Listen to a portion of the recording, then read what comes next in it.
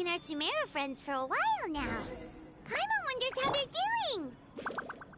Let's go to Sumeru City and catch up with them.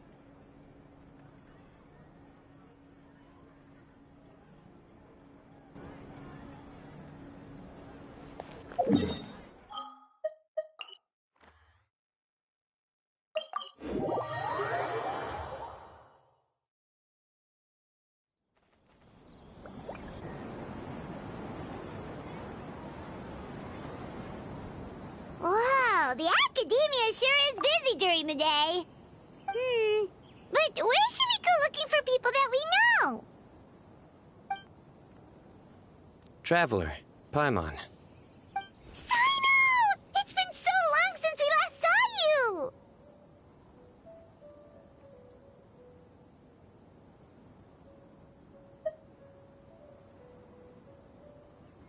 Welcome back to Sumeru City. I'm delighted to meet you again. So, what brings you back here? Oh, nothing in particular. Paimon just saw a really big mushroom out on the road the other day and suddenly missed all our friends in Sumeru. Funnily enough, we were reminiscing about you recently too. It was at a group dinner. I look forward to hearing about your travels. Something tells me we must have a lot to catch up on. Really? You were thinking of us too? What a coincidence! Indeed. Or as I call it, the biryani factor.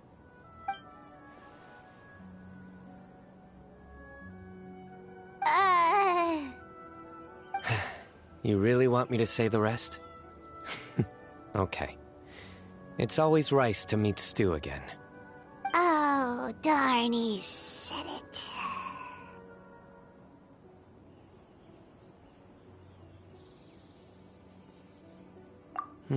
You like that one, huh? You must if you remember it after all this time. Admit the truth. You have long been in awe of my razor-sharp wit. All right. Here's your 500 Mora.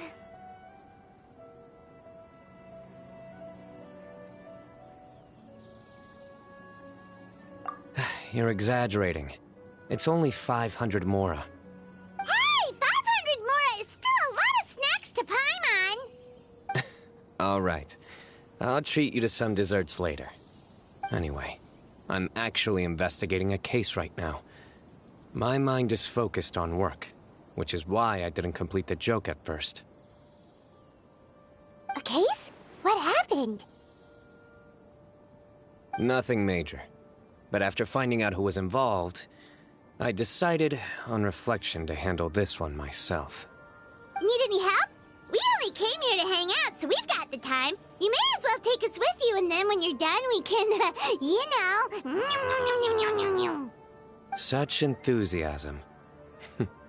Are you worried I'll forget about treating you to some sweets if you're not around to remind me? What? No! All right, was it really that obvious? Obvious enough. Still, it's a fine idea. You are the heroes of Sumeru. It makes perfect sense to work together. All right, follow me.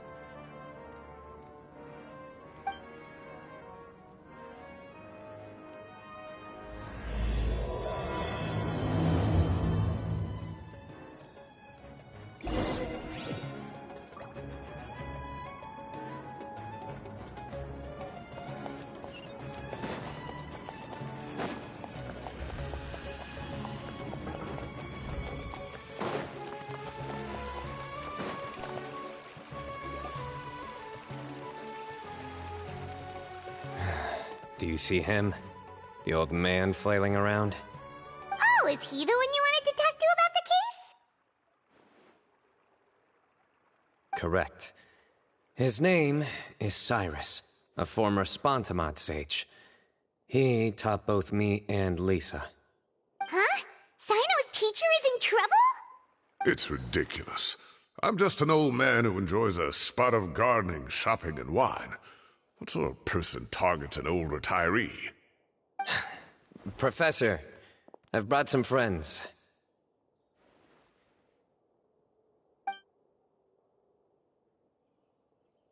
Ah, Cyno.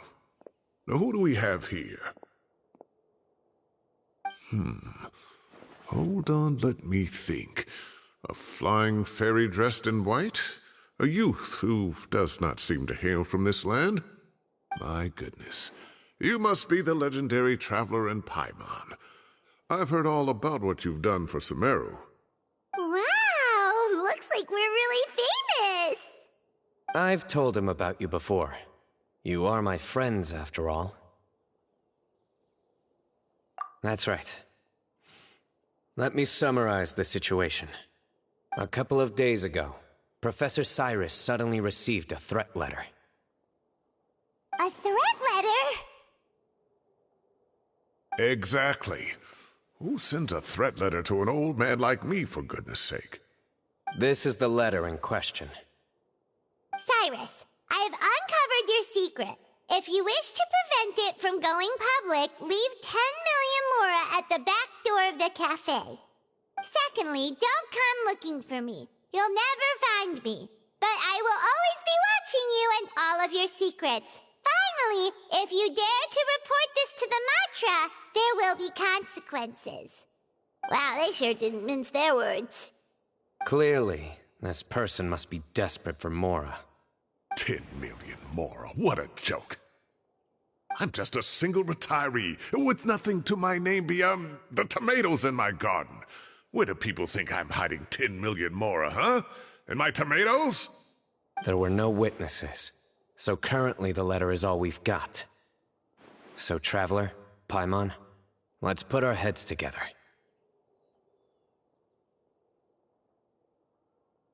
Paimon's ready too! All right, take a look. Do you see anything suspicious?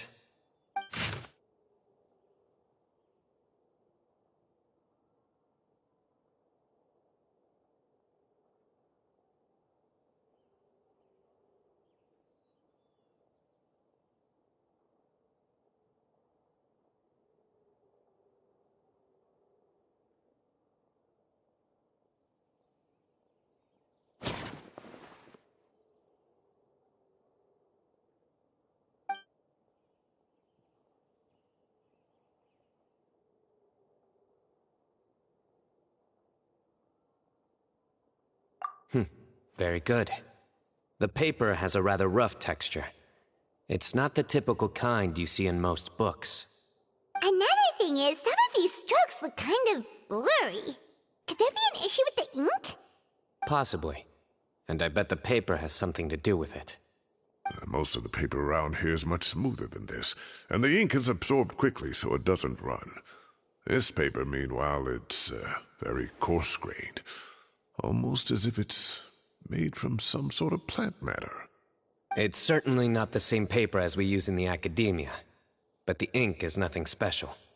Just regular black ink that gets a blue tinge when applied to paper. So do we think the culprit has a connection with the academia or not? Wait, check this out! Looks like this part got wet at some point. Agreed. The staining suggests it was a colored liquid, not plain water. It also looks like it was wiped off with a damp cloth. A colored liquid, so... tea? Wine? Looks like we're thinking along similar lines. Let's go talk to Aureus. There are some things I'll need him to take care of.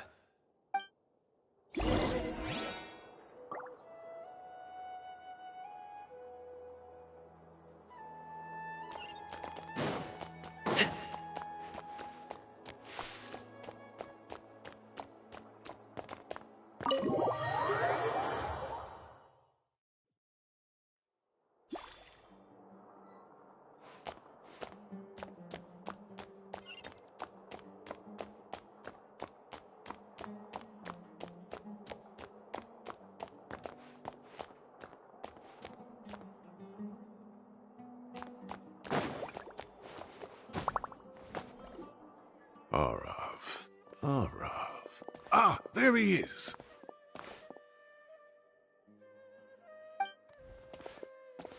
Mahamatra Cyno. Sir Cyrus. Ah, and the Traveler and Paimon. It's been a while.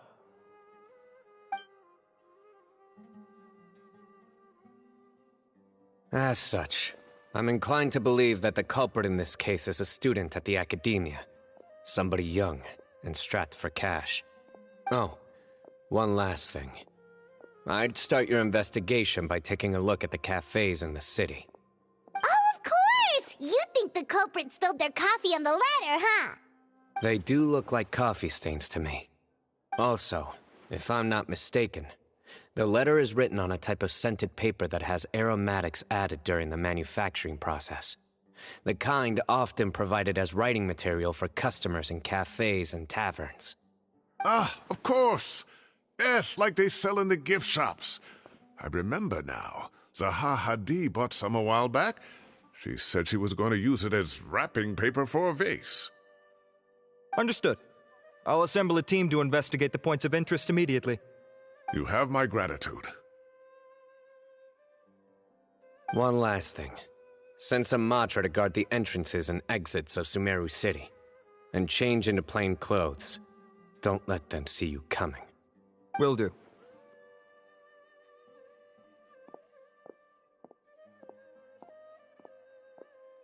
Great thinking, Cyno. So, where do we think the culprit's at right now?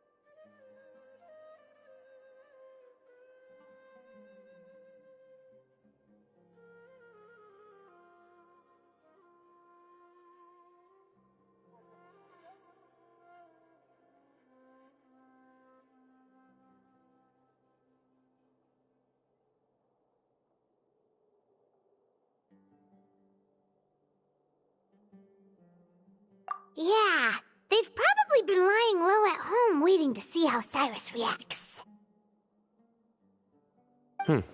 You're right, Paimon. Really? Which part? The culprit's approach. Whatever happens, they need this Mora. But just because they warned Professor Cyrus not to go to the Matra, doesn't mean they know what he'll do next. So, like you said, they need to wait and see. And crucially, the culprit said they'd be watching the Professor's every move. Huh? Wait, are you saying...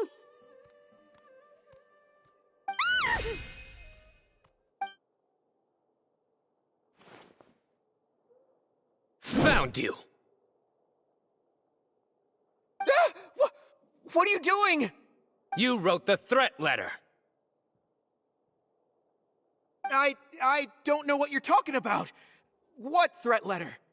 I sensed someone was watching us from the shadows the moment we entered the House of Dana. You managed to stay relatively well hidden for someone reckless enough to threaten Professor Cyrus. There are a lot of people here, but we were looking specifically for Arav. Whoever followed us the whole way was likely to be the culprit. I was just listening in, that's all. You know something big's going down when Mahamatra Cyno shows up, right? So I got a little curious. What's the big deal? You smiled when Arav left. I saw it as clear as day. Is smiling a crime now? There are coffee stains on the letter. You mixed some coffee with water, gently smeared it onto the paper, then wiped it off with a wet cloth. All to create the impression that the letter was written at a cafe. Closing off the exits to the city doesn't affect you, because you already live here. And as long as the Matra were focused on the cafes, you would be free from scrutiny. The cafe was a red herring all along. You had to be somewhere where you could monitor the professor's movements. You can't pin this on me! I haven't done anything! Really? Then why are you shaking like a leaf? The innocent have no reason to fear the Matra. But you... your heart's racing, and your eyelids are twitching. You're a terrible liar. I would never... Don't try anything or you'll pay the price. Now come with me.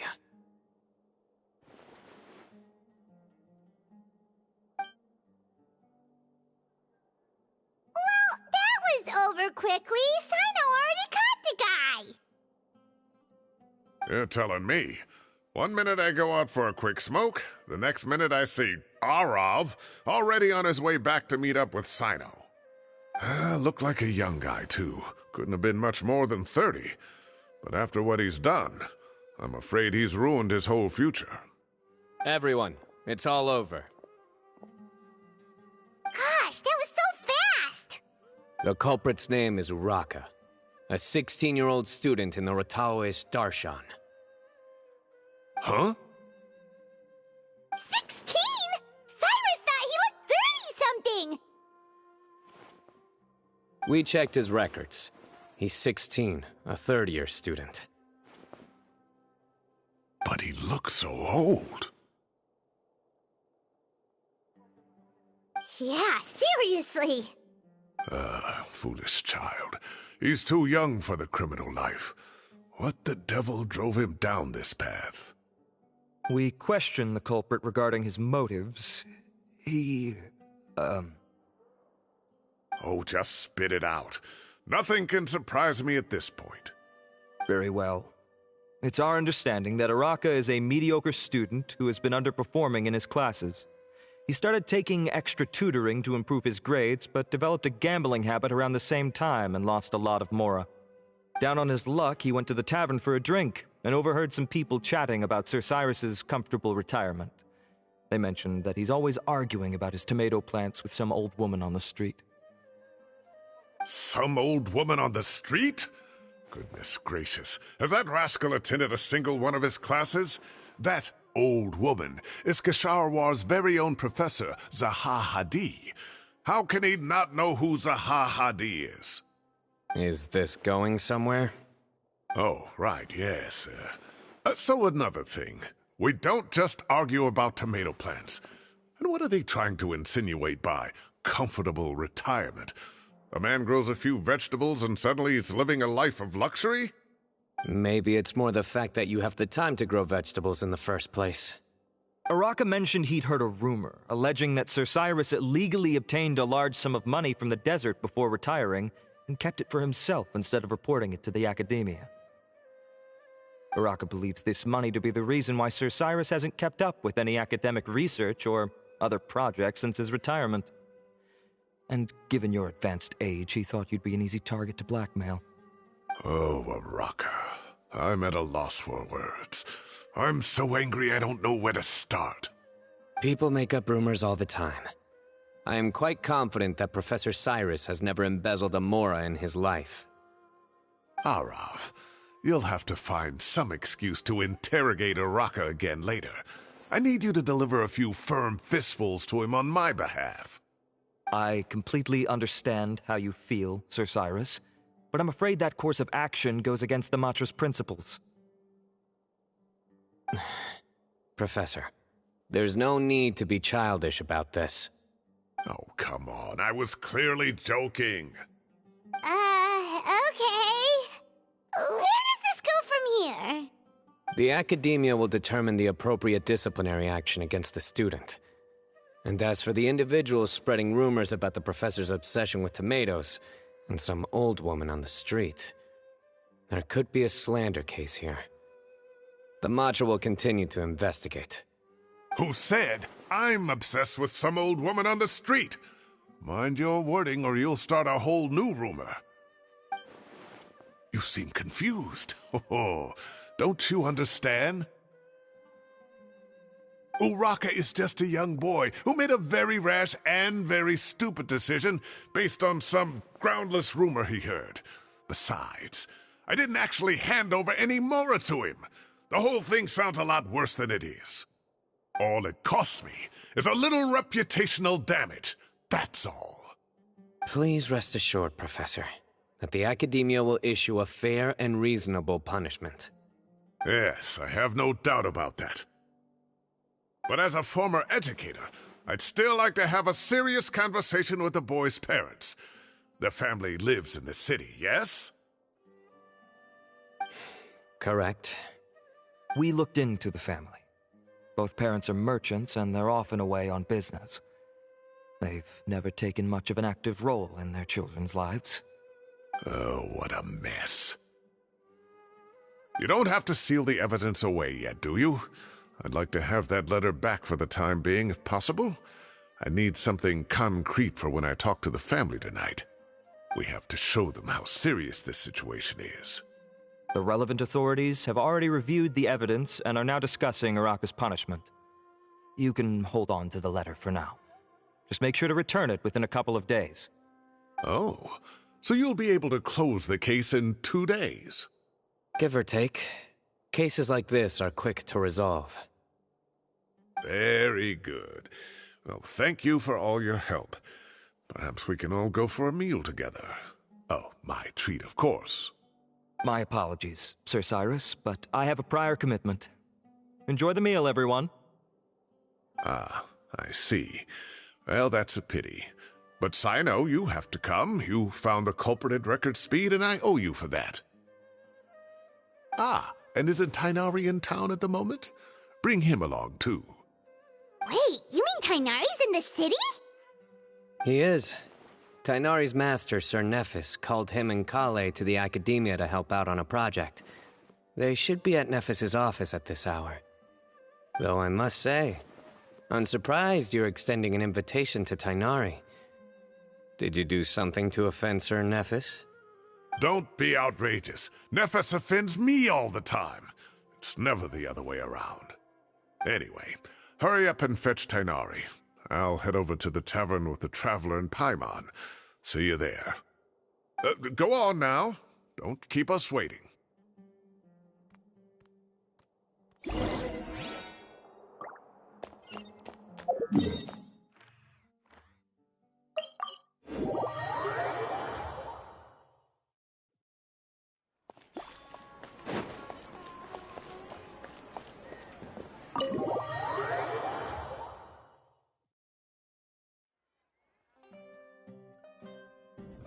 Not to brag, but we never had problems like this at Ratawa Hist back when I was still teaching. And if you don't want to take my word for it, you can ask them. They were students at the time. They'll tell you what it was like, won't they? I was out in the forest at least 4 days a week back then, thanks to a colossal workload from Master. It wrought havoc on my poor tail, so I didn't exactly keep up to date with what was going on at the Academia. Most of what I know, I heard from Cyno after the fact. Professor's become a lot more laid back in his retirement. He used to be far stricter, and was especially known for being extremely principled. Wow. It's hard enough to stay true to your principles as a normal person. I can't imagine doing that as a sage. It's a pity Kale wasn't around at the time. I would have happily taken her on as a student. And then we'd have one more person who has to address Lisa as upper-class woman. Really? Can't you just call her Lisa? She seems to prefer it when people treat her like an older sister. Oh, believe me, back when she was a student, nothing made her happier than the younger students acknowledging her seniority. Whoa, more food? Are you sure about this? We don't want to take advantage. Oh, don't worry about it. Order whatever you like. And if it's not enough, order some more. After all your help today, treating you to dinner is the least I can do. I thought I heard some familiar voices. Ah, and Sir Cyrus is here as well. Oh, Kave, it's been a while. Zahahadi was talking about you last month. How have you been? I've been all right, thank you. You're looking very well, sir. I'm glad to see it. Have you eaten yet? Care to join us? That's awfully kind of you, but I had a late lunch, so I'm not really hungry just yet. I'll have dinner a little bit later tonight. I just came to Lombard's to buy some wine, and when I heard some voices I recognized, I thought I'd come and say hello. So what's the occasion, anyway? Some sort of celebration? Consolation, more like. You wouldn't believe the day I've had.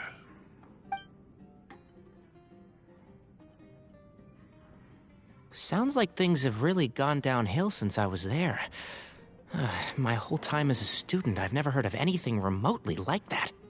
I can't believe how young the guy is. What are his parents going to think? Young people are always more susceptible to making rash and ill-advised decisions. Their minds are still developing. It's just an unfortunate fact of life. But still, this boy has some nerve. Just look at what he wrote. Oh, it makes my blood boil. Wow, yeah. Jeez. I will always be watching you and all of your secrets. And then he just followed you into the house of Dana? If this were my son, he'd get the scolding of a lifetime. Oh. Luckily, I'm also an extremely principled person. Kave! Your order's ready, sir! Coming. I'll have to get going. Have a nice evening, everyone. I'll catch you all another time. Okay, bye-bye! Here I am. The coffee beans are in here too? Yep, it's all there. I'll stop babbling away now. Let's eat before the food gets cold.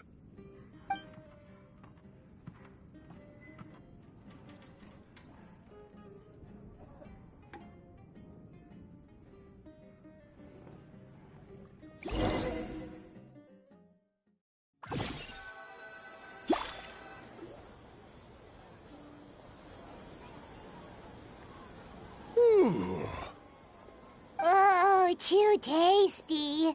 Paimon's belly is about to explode. Oh, mine too. I'll have to walk home to burn some of it off. Thanks for dinner, Sir Cyrus. Master Tainari and I will bring you some homemade herbal tea next time. It'll do wonders for your sleep. Well, I look forward to that. In fact, could I trouble you to bring a little extra for the other old folks on my street? I'll be the envy of the neighborhood. No problem at all. I'll pack some up and bring it over. I'll see you all later. I better head home now and tend to the crops. Good night, Professor. Don't let those tomatoes keep you up too late. Hey, my tomatoes are serious business. I am not about to be beaten by Zaha Hadi. Anyway, I'll be leaving now. Don't stay up too late now, children. I bid you all a good night. Take care. Have a safe trip home. All right. Now, we finally have some us time. What do you mean, us time? Well, I was talking with Tainari and Kale, and since we all have some free time, we thought we could all go camping together. Think of it as our way of welcoming you back to Sumeru. Camping? Oh, that sounds fun. Paimon's in. Wait, no! That's my job! Don't take it away from me. Why don't you and Paimon help out Master or Cyno? You don't have to play the hero when you're out with us. This is your chance to just, laze around and switch off for a bit. Everyone, let's meet tomorrow afternoon at the riverbank to the southeast of Gandharvaville. No need to bring anything. We've already packed everything for the trip. Just bring your delightful selves and prepare to have some fun. You got it. We'll be there. Great. Then we'll see you tomorrow.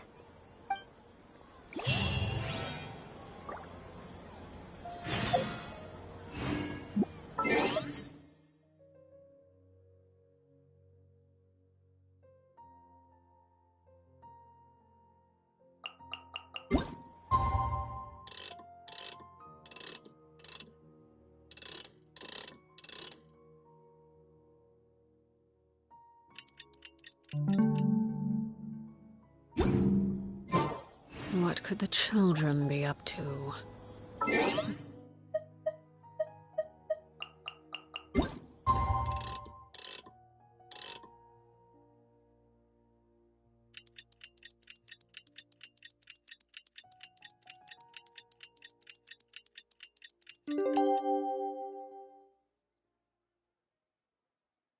Right. Let them do as they... Time to set off! Let's head to the southeast of Gandharvaville and meet up with the others!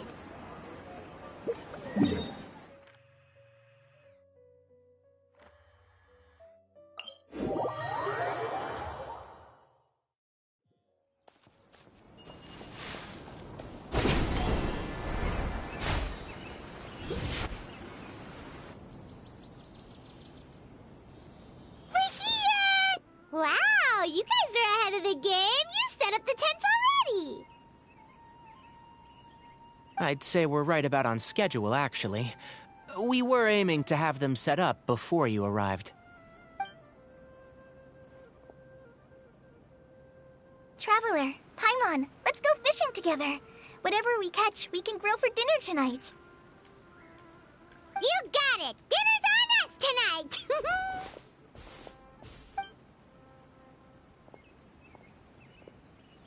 I hope I can contribute too. The other forest watchers gave me some fishing tips a little while ago. I'm really looking forward to giving them a try.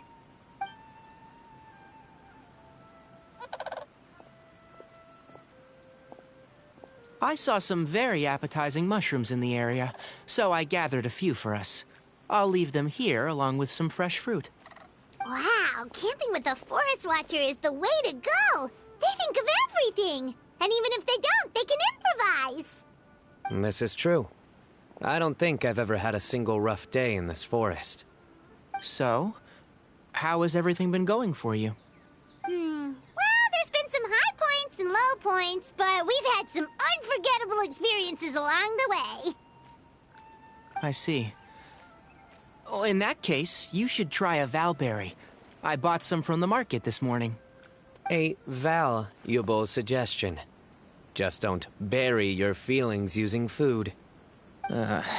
All I wanted was to recommend something bittersweet.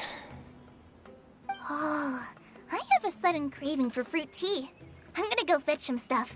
Bye!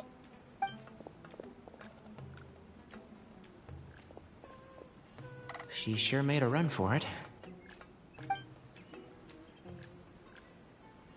Unbelievable. She made a run for it. So Kale chose the path of tactical retreat. Could it be she foresaw what shall soon come to pass? My dear friend, you know what I am about to say.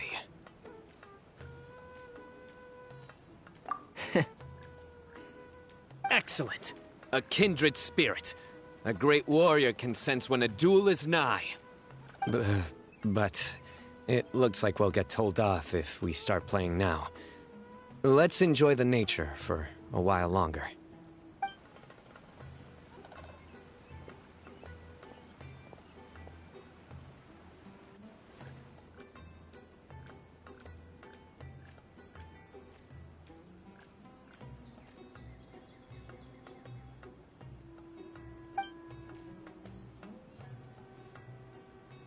We got a bite!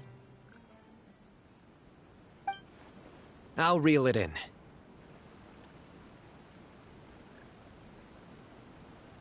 Firewood, spices, snacks, and drinks. Everything's ready. Once Kale gets back, we can light up the fire and start grilling.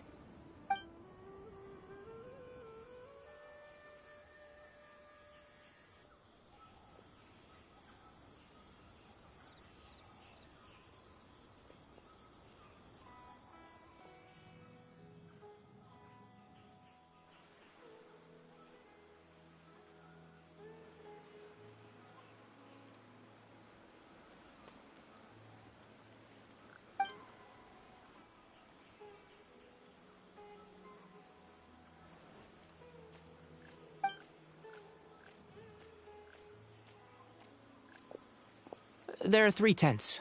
Which one do you two want to take? How about the on the left.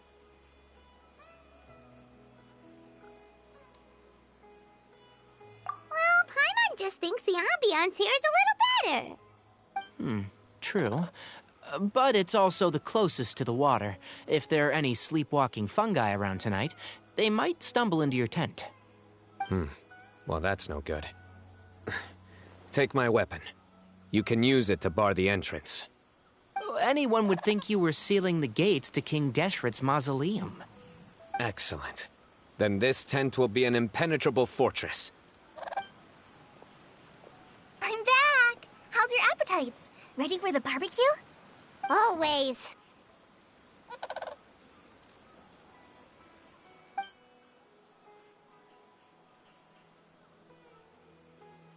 Oh, it smells so good. Paimon's drooling. Someone sure is desperate to eat. I think it's time to add the seasoning. How do you like your skewers? Well done? Medium? Rare? Wait, what? Isn't that just for steaks? Hey, if it works for steak, maybe it works for other things too. Medium well for me. Okay, these are about ready now then. It'll be a few more minutes for anyone who wants theirs well done.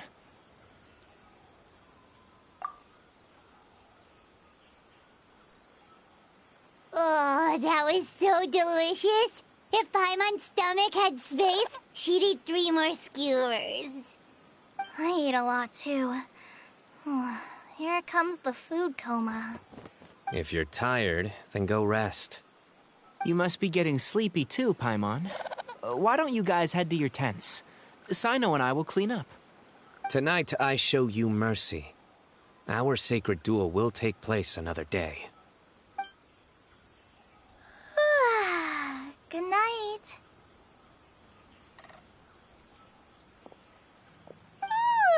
Paimon's struggling to keep her eyes open. Oh, don't forget this. The Staff of the Scarlet Sands. Wait, you were actually being serious about that? It's a very powerful weapon. Try it. Paimon can't even lift that thing. Fair enough. You sure you don't want it?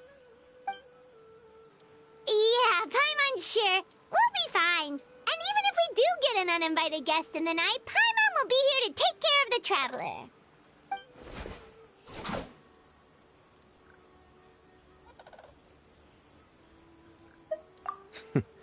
That reminds me of a parting king of invocations.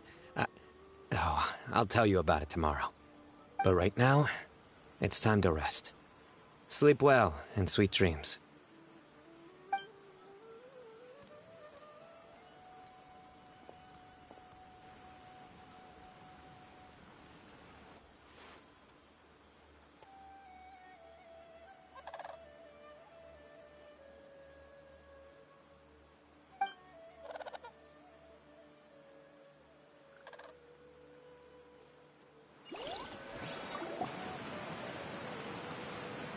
I think they should all be here. Traveler? Paimon? Are you in there? Could you come outside for a sec? Look at this.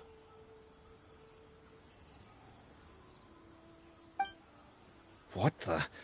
What's this sword doing here? Is it supposed to keep out intruders? Evidently. Huh?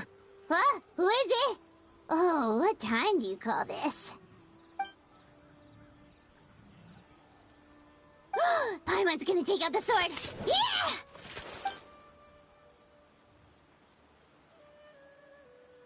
Oh, hey them, Kave! What are you doing here? It's the middle of the night!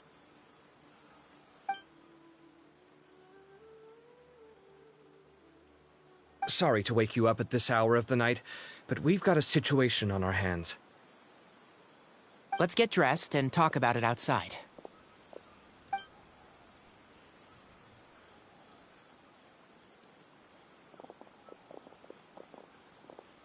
Something has come up.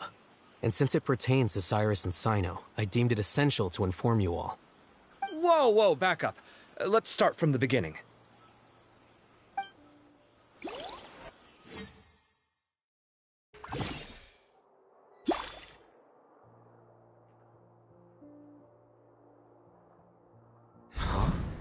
Where'd the wine cups go?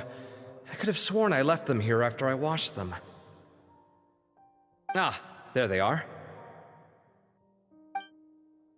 I'll have a cup too.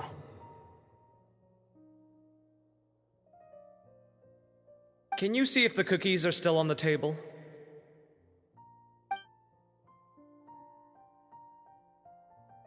They are, and so are the fruits. Oh, this is so bland. I should have gotten a few bottles of what Cyno's group was drinking last night. Do tell. What were they drinking? Oh, right, I forgot to mention. So, I ran into Cyrus yesterday evening when I went to the tavern to pick up some things. He was hosting a dinner for Cyno, Tighnari, Kale, and the Traveler and Paimon. Anyway, they got a bottle of Lombard's new vintage for the table. At least, I think that's what it was. It looked pretty good. Sounds like they're all tangled up in this. You know what it's about, right? 16-year-old kid tried to extort Cyrus. He was asking for 10 million mora. I heard some people talking about it on the streets, yes. Didn't take them long to catch the culprit. The sages are probably dealing with the case by now. I wonder what Sir Nephis and the others will make of it. Oh, Cyrus showed me the extortion letter, too. It was crudely written, but the paper had this beautiful pattern on it that I've never seen before. Really caught my eye. Give me a sec, I'll sketch it out for you.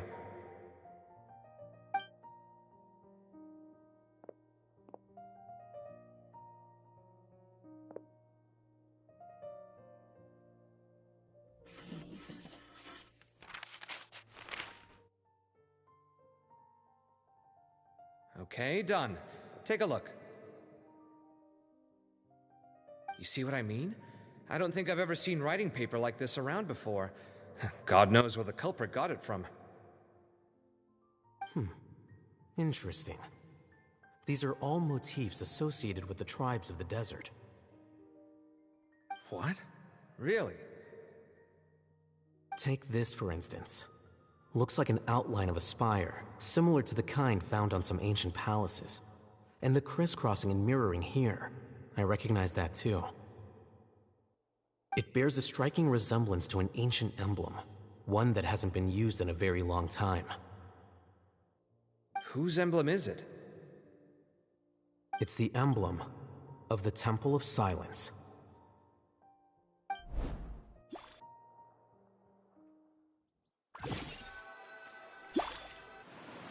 After discussing it with each other, we both agreed that something didn't feel right, so we went looking for you. This was a long way to come from the city. Alhaitham figured you were probably with Tighnari, so Gandharvaville was our first stop. But the Forest Watchers told us that you'd gone camping. Then, just as we were heading off to the campsite, we ran into Cyno. He said he was on a supply run. We exchanged a few words, and then he ran off. Hold on. So what's the deal with that emblem you were talking about? The Temple of Silence, you said? What is that? Should we be worried? Is everything okay? Give me a second. Let me get Kale.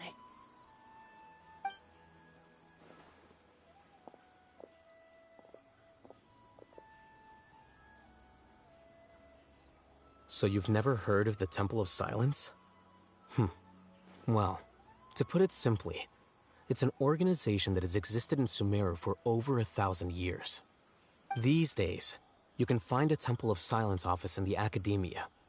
Theoretically, it's responsible for the custody and disposal of information and documents not fit for public dissemination. At least, that's what they tell the outside world. In truth, it's essentially a vestigial institution nowadays. There's an office with their name on it, but it's functionally obsolete. Historically speaking, the original Temple of Silence is said to have been established by Hermanubis, one of the 7 pillars of King Deshret and the greatest of all sages. Most of the organization's members hailed from the desert. By contrast, none of the Academia Temple's current members are from the desert region, nor do they use any symbols connected with the desert folk. So the Temple of Silence at the Academia is just a fake? Wow. It's possible. The real question is, why? My guess is they're covering something up. So, how do you know all this? Sounds like some pretty top secret stuff. Did you forget? He did a stint as acting Grand Sage, and kept the pay raise even after he resigned. Oh, yeah! Paimon did totally forget about that. So you took the chance to read all the top secret documents while you were acting Grand Sage, huh? If you're asking me whether I familiarized myself with the documentation in my office, I would respond that that's a perfectly normal part of any job. So much about this doesn't make sense. Why did the emblem of the Temple of Silence appear on a threat letter from an academia student to Cyrus? The student's only 16, and doesn't have any family ties to the desert. So where could he have seen that emblem, or gotten the paper? You said you ran into Cyno, yes? Did you tell him what you've just told us? Yep. He ran off as soon as he heard what we said. Given that Cyrus is involved, he's probably halfway through solving the case by now. Still, we should try to catch up with him. At this hour of the night, Cyno will probably go looking for Cyrus at his current residence. If the Academia's Temple of Silence really does exist just to cover up the truth, the sudden appearance of this emblem can't be good, and sure to stir up trouble. We should pay a visit to the Academia. Yes. As the Sage of Amorta, my master ought to know the truth about their office. You can ask him to tell you what he knows. The more information we have, the better prepared we'll be for whatever happens there. If this situation is connected to the real Temple of Silence, the emblem has to be part of a bigger conspiracy. Kale, could I trouble you to send a message to the Core of 30? Tell them to keep an eye out for Cyno and Cyrus. Traveler, Paimon, you two come with me. We'll go after Cyno. Sounds like a plan. Let's go. Cyrus has been living in the city lately. He rented a place near the field so he can keep an eye on his tomato plants. Then let's go look for him there.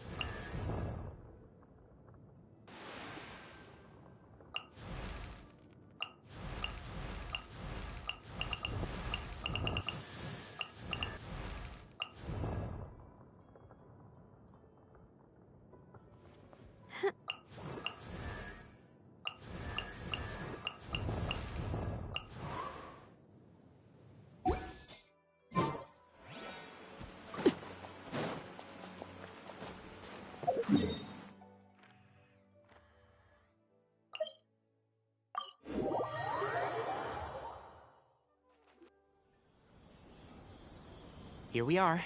This is the place. We might be too late. Looks like nobody's home. Oh, Cyno moves fast. If he was here, he's probably long gone by now. I know that voice. Is that Tainari I hear?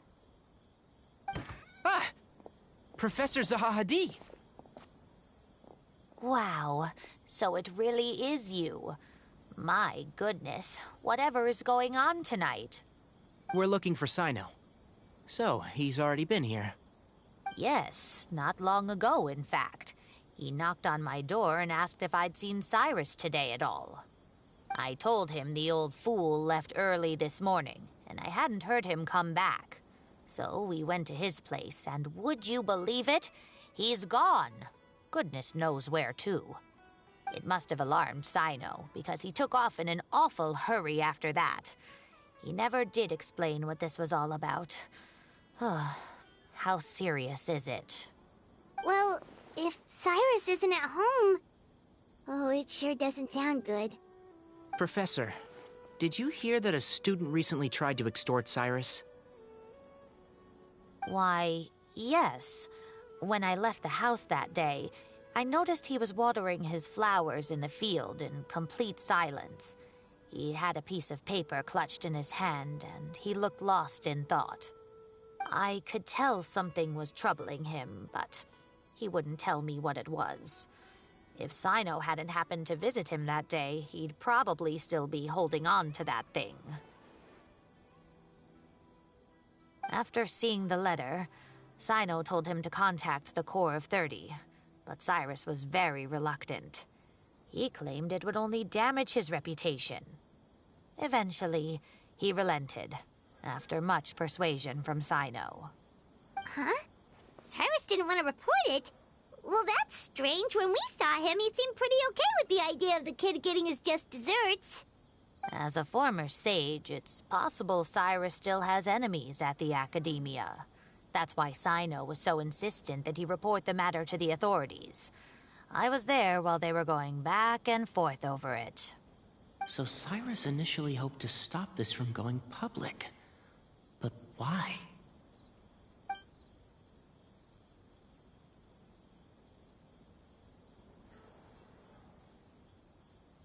Oh, dear. What on earth has that old fool gotten himself wrapped up in?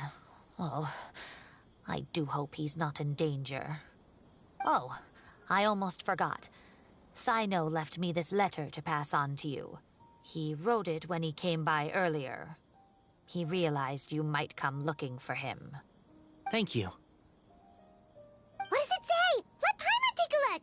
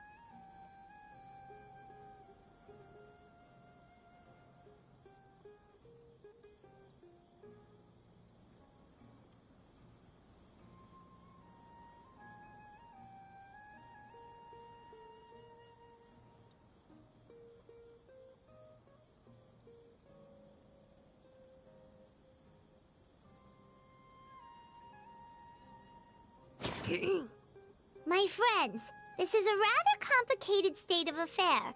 Unfortunately, I cannot disclose more than that. I ask you to understand and accept that I had to act alone at this stage. Don't come after me.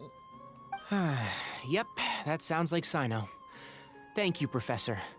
Please do not worry. We will do all we can to protect both Cyno and Cyrus. Traveler, Paimon, let's head to the Academia and regroup.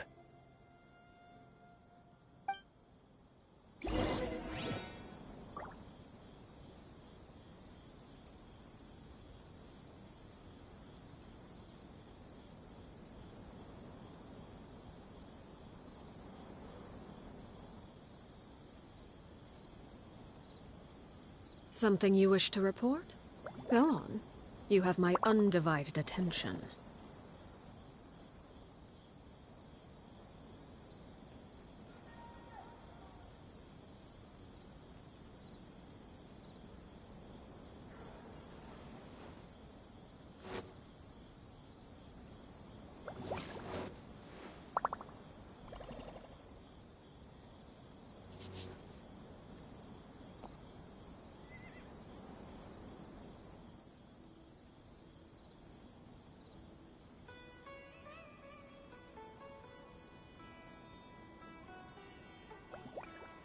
What could the children be up to? Never mind. Let them do as they please.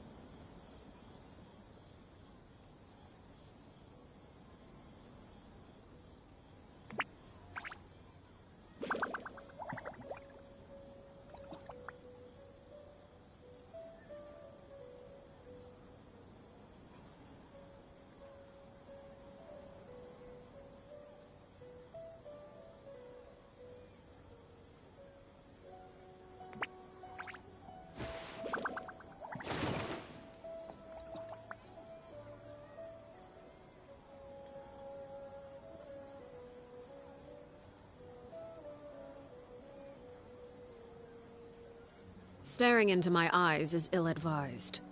I can't promise you'll like what you see.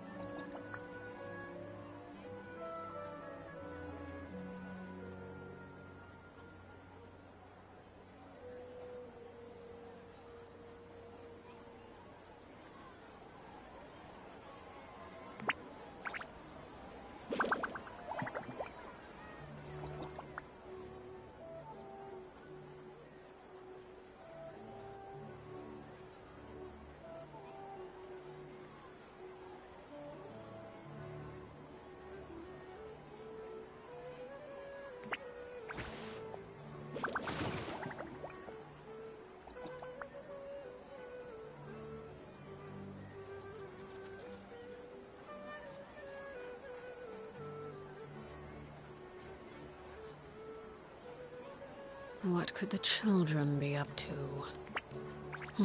Never mind. Let them do as they please.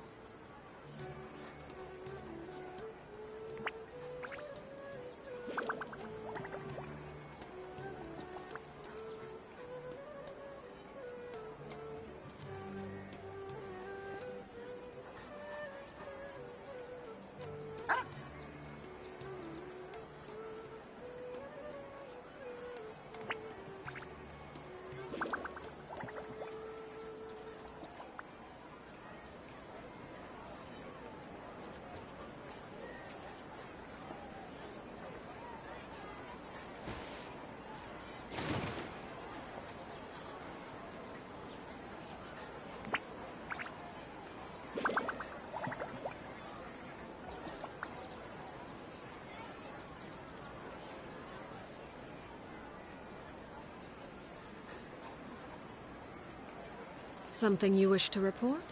Go on. You have my undivided attention.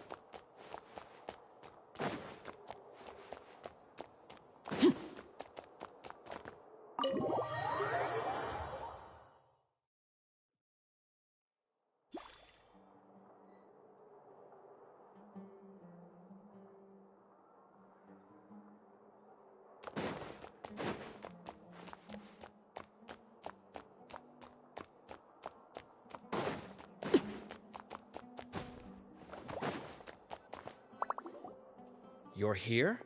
I thought you were going after... Ah, I guess you lost their trail. We went to Cyrus's house. No one was there. Cyno got there before us, but he was long gone by the time we arrived. He didn't say where he was going? No, he left us a letter and told us not to go after him. Can't say I'm surprised. Typical Cyno. Anyway, some updates on progress on our end. I drew the emblem from memory again, but in more detail this time.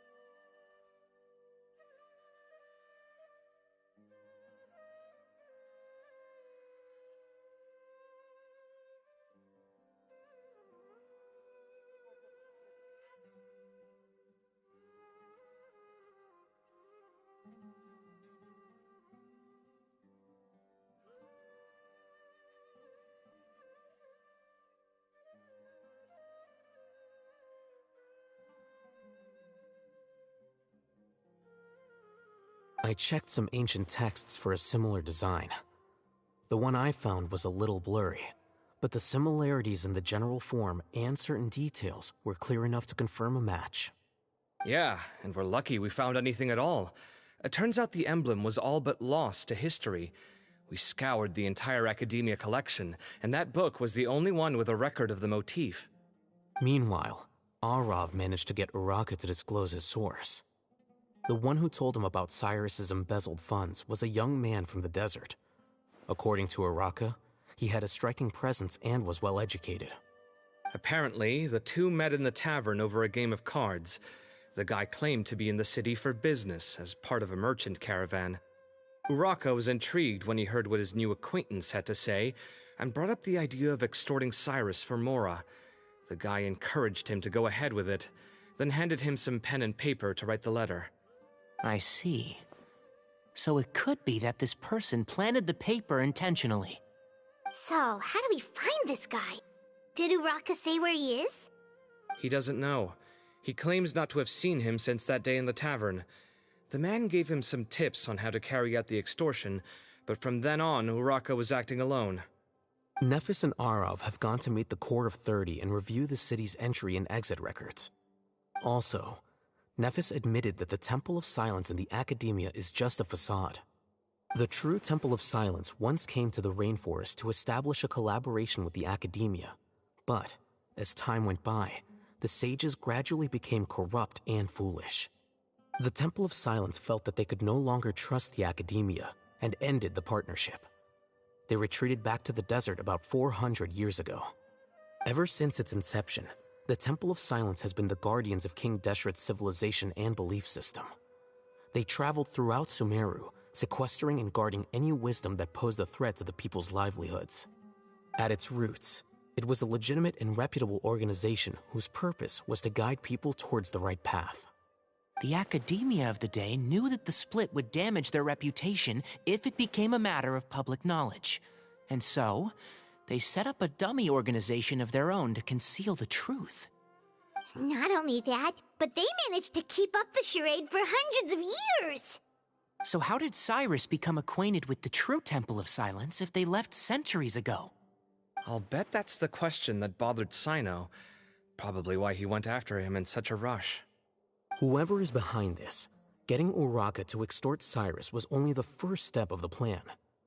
Their true goal in doing so was for Cyrus to see the emblem on the letter. He must have recognized it right away. That'll be why he didn't want to involve the authorities. He probably hoped to take care of the whole thing by himself. Unfortunately for him, Cyno had other plans. Since the desert is where the Temple of Silence originated, that is in all likelihood where Cyrus went. I have to go after him. Really? Are you sure that's a good idea, with how you respond to the heat? Why don't we send someone else? I should be fine, as long as I bring plenty of water. Besides, I just can't shake this ominous feeling that if we don't catch up to them soon... Everyone, I have news from the Core of 30. Master!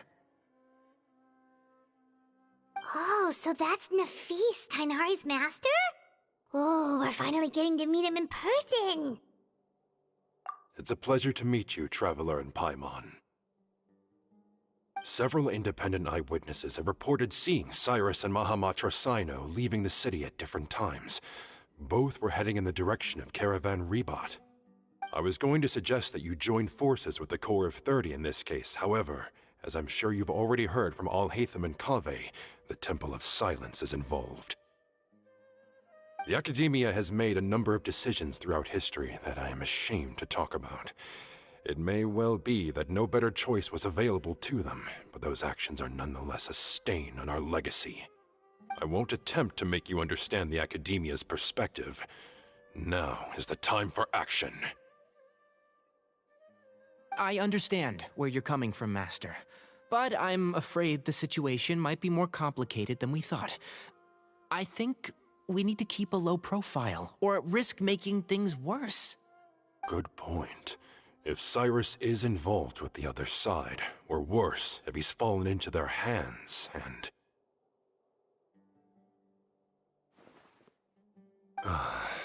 Everyone, we have to get Cyrus and Cyno back safely. We cannot afford to lose them. Need our help? Whatever you need, we got you covered.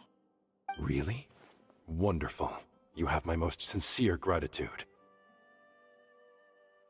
Arav and I will continue to follow up on the lead from Uraka. Kaveh, Scribe Alhaitham, I'd like to ask you to cover the duties of the House of Dana. Tainari, you are planning to go into the desert, correct? I am. Kaveh, I'll be okay. You stay behind to help Master and Alhaitham. Well, if you're sure... Okay. But be careful. Thank you all. Arav, let's go. You'd better get moving. Don't forget to ask for help when you need it. Will do. Let's go, Tighnari. Hopefully we can catch up with Cyno before it's too late. Knowing him, he's probably covered a fair distance already, but we still have a shot. Let's take it.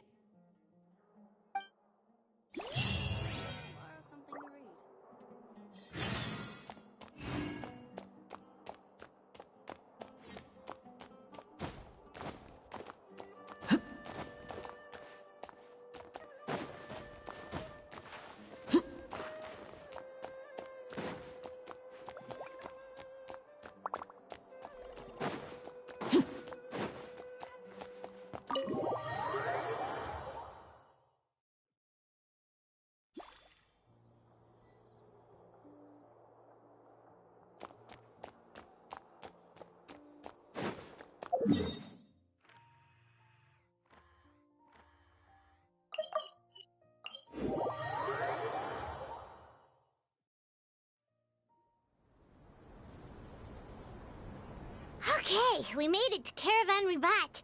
Where should we go next? Maybe we should ask the nearby guards if they've seen anything.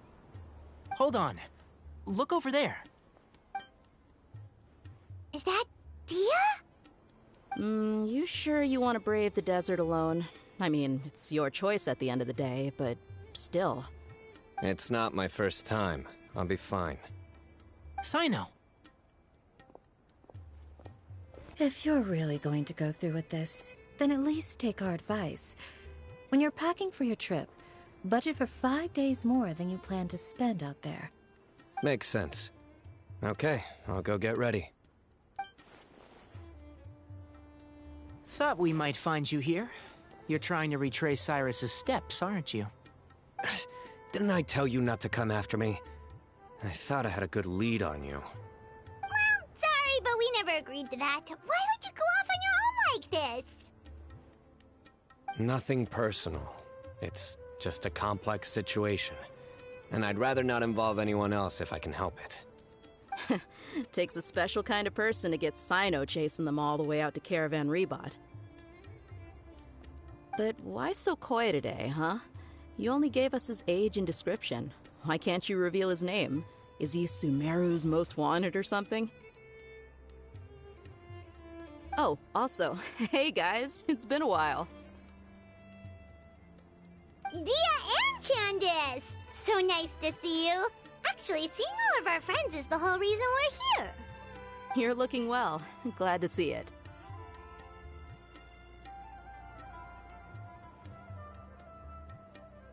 Candace and I came to Caravan Ribat on business. We ran into Cyno as he was asking about some elderly gentleman's whereabouts. Some people say they saw him. Guess he stood out as an older guy heading into the desert alone with just a sumpter beast in tow and very few supplies. That's gotta be one heck of a story there. Cyno, it's okay if you can't tell us anything about the case. But let us know how we can support you. We're here to help however you need. The more people we have working on this, the quicker we'll be able to find the person you seek. No, it's not that simple.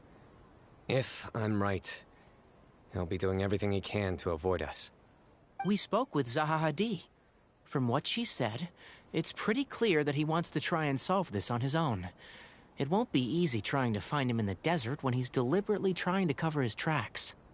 Sounds like this is far more complex than we imagined. Still, if he started from Caravan Ribat, the chances are that his route took him past our village. You may as well ask if anyone there has seen him. My thanks to you both. Once this is resolved, I will find a way to repay you. Ah, come on. No need to get all serious. Just buy a round of drinks next time we're all in the city or something. That's a deal. All right, so, you all set? Yes, we'll handle it from here. Thank you again for your help. I don't take it for granted. All right, then we'll leave you to it. Just remember, if you change your mind and need some reinforcements, we'll be here. And don't think you'd be imposing. You can depend on us. Don't worry, we'll keep him out of trouble.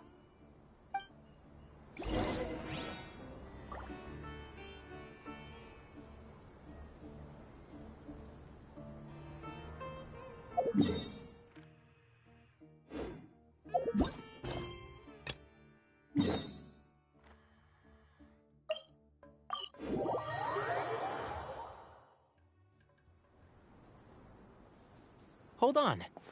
There's a few things I'd like to clear up. Go on. So, after you left the campsite, we had a longer talk.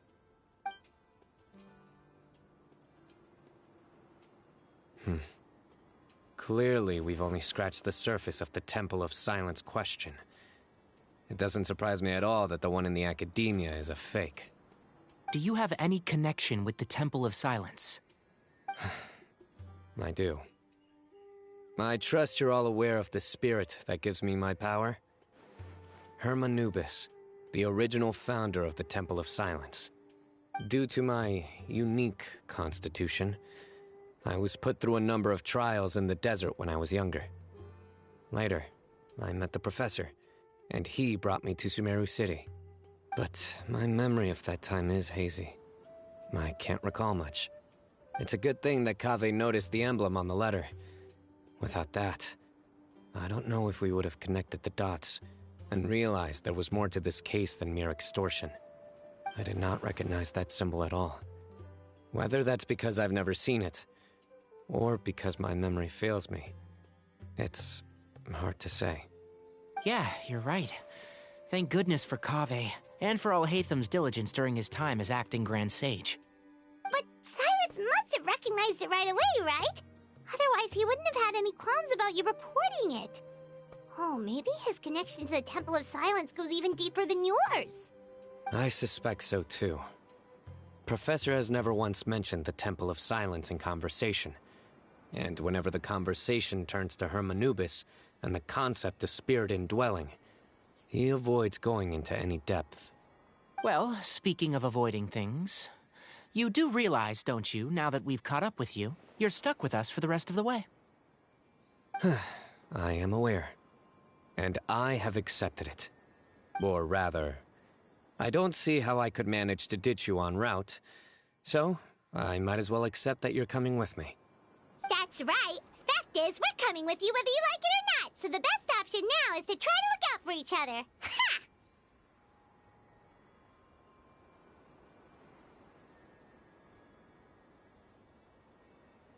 Fair enough. Then at least let me buy you a drink once we're back in the city. Works for me. All right, off we go. Let's start by seeing what the guards here can tell us.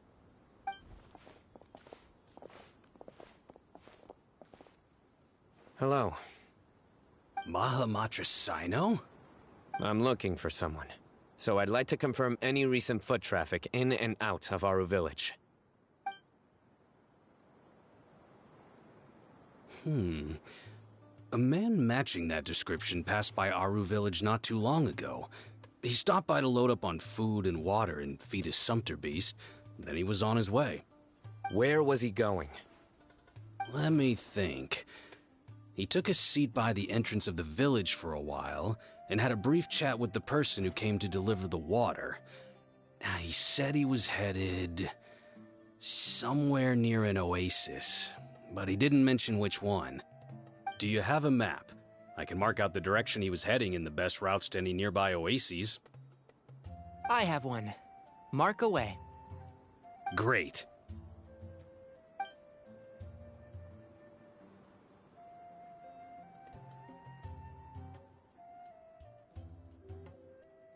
There you go. Thank you so much. You were a great help. You've got a really good memory. You're quite welcome. Just doing my job. Best of luck. I hope you find him soon.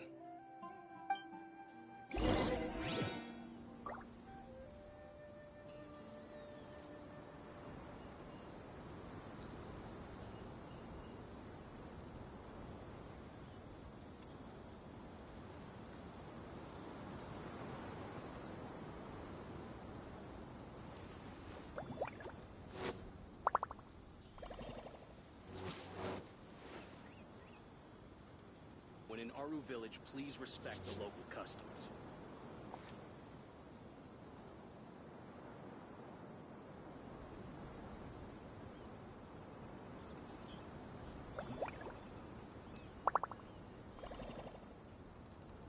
Staring into my eyes is ill-advised. I can't promise you'll like what you see.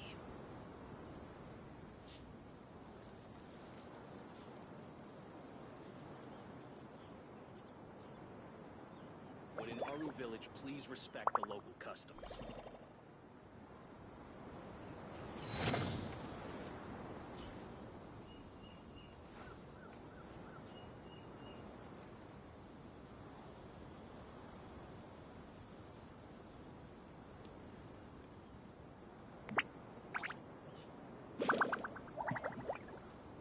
When in Aru village, please respect the local customs.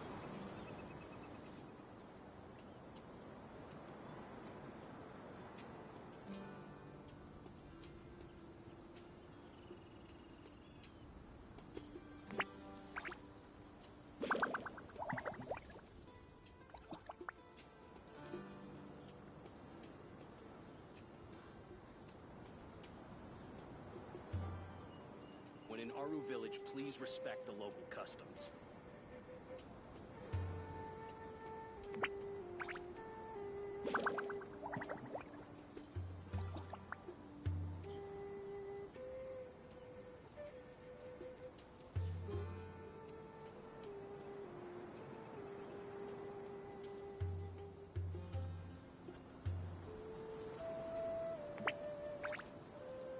When in Aru village, please respect the local customs.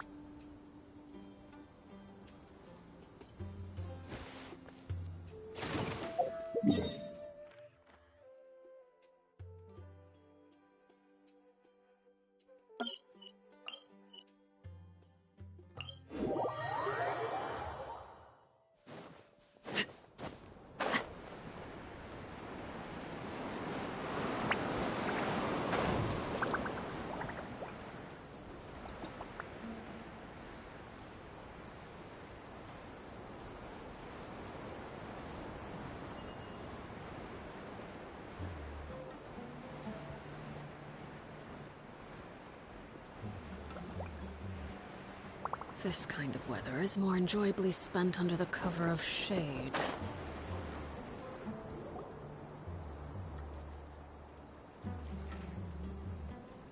Hold on.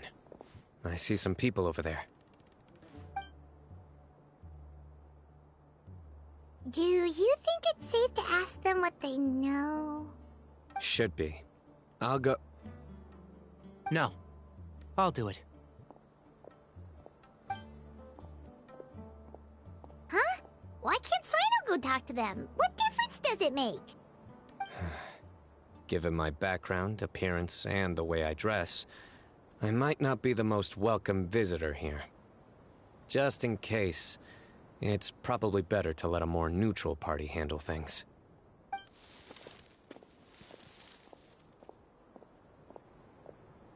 Ah, hello there. I hope I'm not interrupting. My friend and I are looking for an elderly man who's gone missing around these parts. Any chance I could ask you a couple of questions? Oh, a missing person, huh? Sure. What do you want to know? I'm just wondering if you've seen him. Let me give you the details.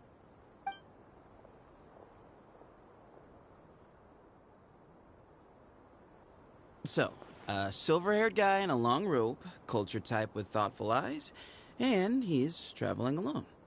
He'd stand out like a sore thumb around here. Yeah, sounds like the kind of guy we'd remember if we saw him. He's looking behind me.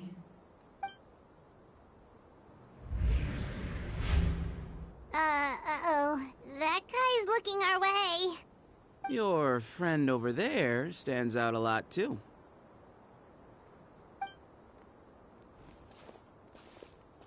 Hey! Aren't you Cyno, the General Mahamatra? Yes, that's me. You don't seem surprised that I recognized you. It wouldn't be the first time. Oh, you're the one looking for the old man who's gone missing, aren't you? I have a bad feeling about this guy. Someone's on edge. You don't trust me much, do you? No need to hide it. I understand why you're wary of us. Still, you came to us asking for help. Do you want it or not? I thought you were a group of merchants. Seems I was mistaken. Your henchmen don't look like much, but something tells me they put up a better fight than most mercenaries. Hey! Hear that, guys? You're my henchman now. Suits me, as long as I get paid for it. Just cut to the chase already. I'm running out of patience. All right. Come with me. All of you.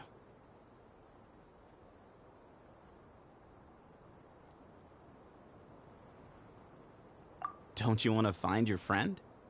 A silver-haired, long-robed, culture type with thoughtful eyes?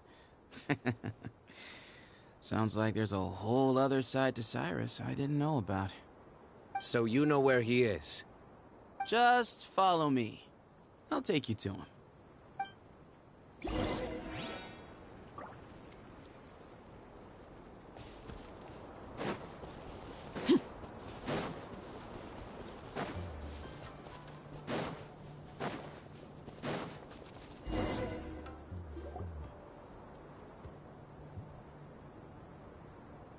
And here. What? Where are you looking? There's nothing here! Please step back. Whoa! Something's coming out of the ground! What is this enormous building doing here? And how was it so well hidden? King Deshret's technology? Wait, so... Hold on, who are you guys really? Is this the Temple of Silence? So you're a member? All good questions. There'll be plenty of time to address them later.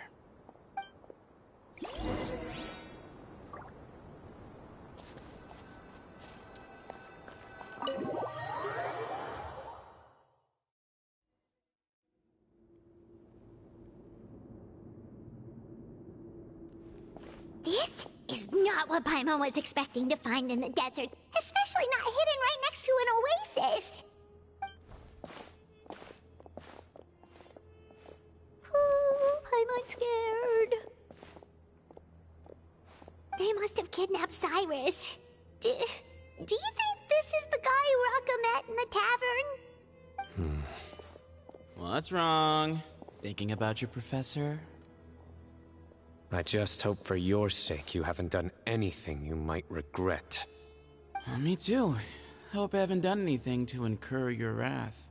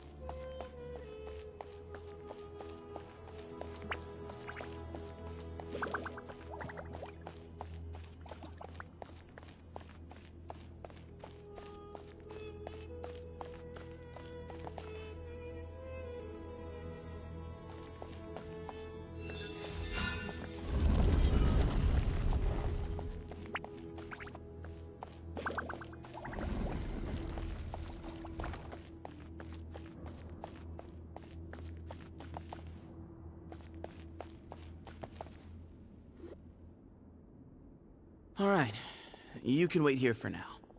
I'll inform our leader that you've arrived at the Temple of Silence. Sit tight until he comes to greet you.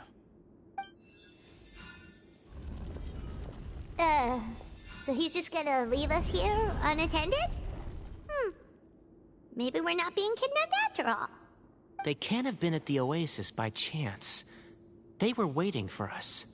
Whoever the leader is here, they were obviously counting on us showing up.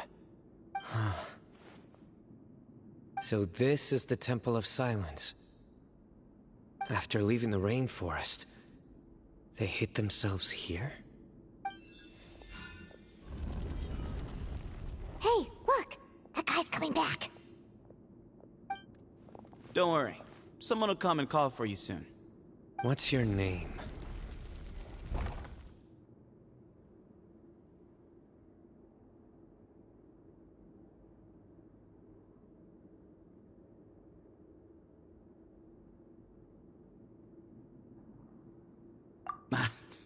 Sorry, guess I was so delighted to see you, I forgot to introduce myself. My name is Sethos. I'll be here if you need me, but I'm not planning on answering all of your questions. Other than that, you can occupy yourselves however you see fit. So we're free to explore by ourselves? Yep. I mean, I'm not worried about you running off. Cyrus is here. And unless I've misunderstood, you're all quite anxious to see him again. He's right. Well, if we've got some time, we might as well take a look around.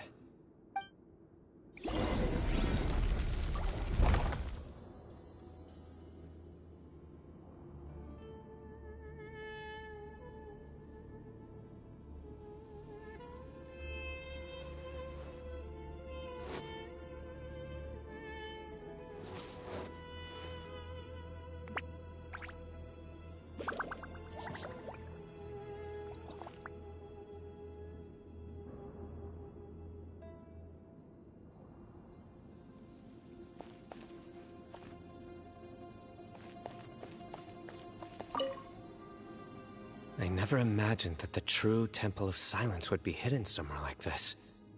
We've passed through these parts before, but never noticed anything.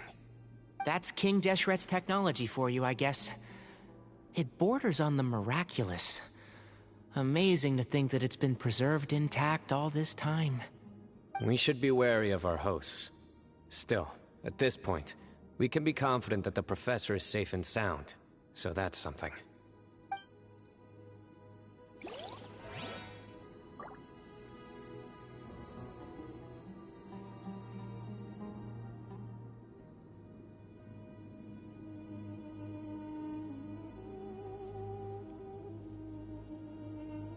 What could the children be up to?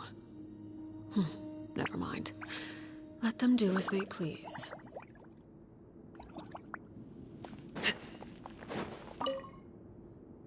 Hey, Sethos!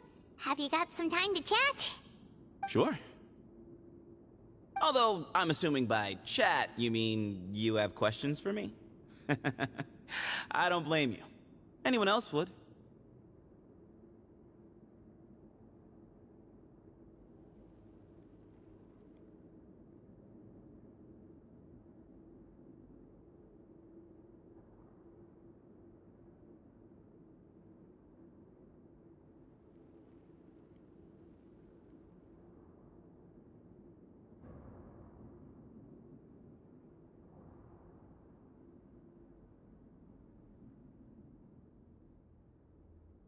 Not often. The Temple of Silence is a place of quiet and solitude. We don't get too many visitors.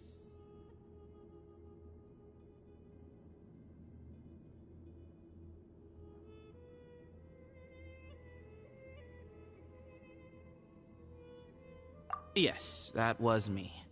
Although, tricked is a stretch. He was asking everyone in the tavern about ways to make some easy money. He insisted that nothing was off the table, even if it broke the law. So, I told him that Cyrus had embezzled a large sum of mora from the desert. So you framed Cyrus for a crime that he did not commit? No. That's not entirely true. Let me jog your memory. The letter just said that he had uncovered Cyrus's secret. It didn't say what secret that was.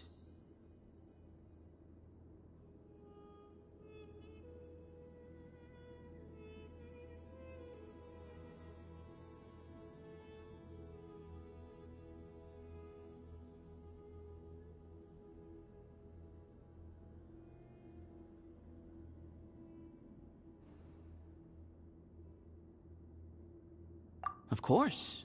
Uraka was a great accomplice, really. Very cooperative with a little bit of wine in him. Did exactly what he was told. And not much of an original thinker, though. It doesn't surprise me that he struggles academically. Why did Cyrus leave for the desert as soon as he received the letter?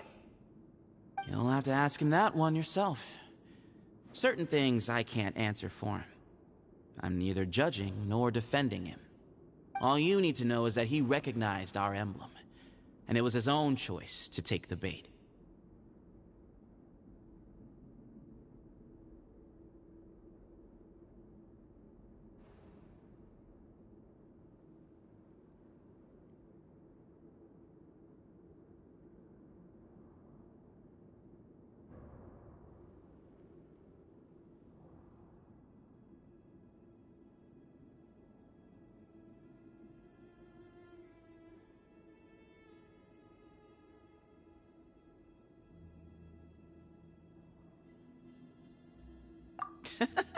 What kind of question is that?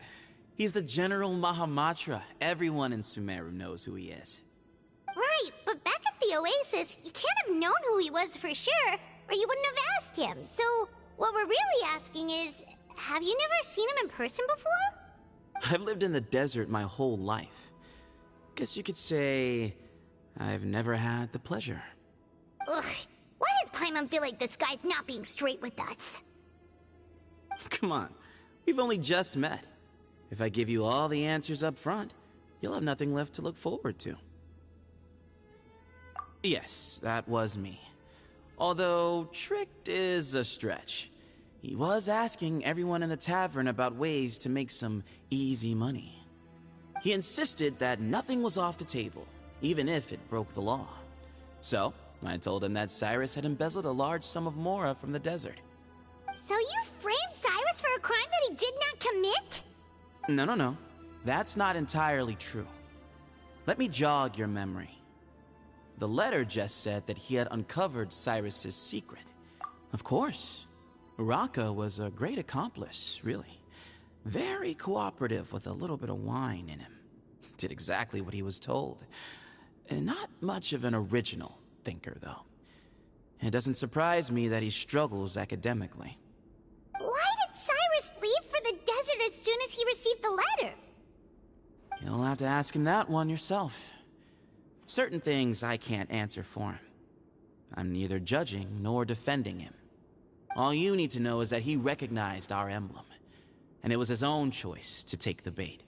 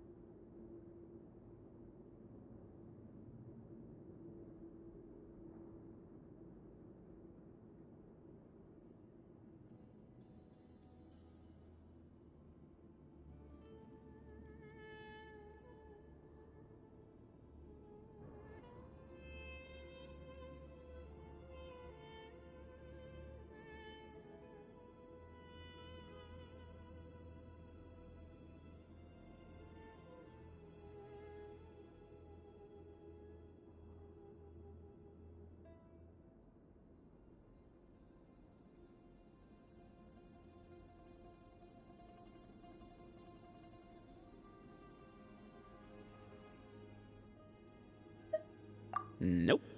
Not once. Really? I have no need to go there. Not when the taverns are full of the Urakas of this world. Besides, we're well aware of what goes on at that place.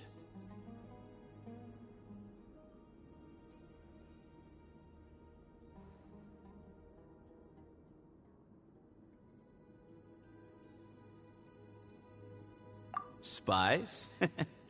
It's not as clandestine as that. The city gates are wide open. Anyone's free to walk in. You can find out all you need to know just by walking around town and hearing the word on the street. That was me. Although tricked is a stretch. He was asking everyone in the tavern about ways to make some easy money. He insisted that nothing was off the table, even if it broke the law.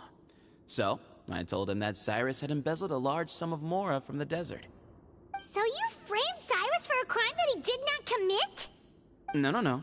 That's not entirely true. Let me jog your memory. The letter just said that he had uncovered Cyrus's secret. It didn't say what secret that was. Of course. Uraka was a great accomplice, really. Very cooperative with a little bit of wine in him. Did exactly what he was told.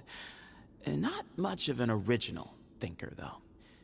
It doesn't surprise me that he struggles academically. Why did Cyrus leave for the desert as soon as he received the letter? You'll have to ask him that one yourself. Certain things I can't answer for him. I'm neither judging nor defending him. All you need to know is that he recognized our emblem, and it was his own choice to take the bait.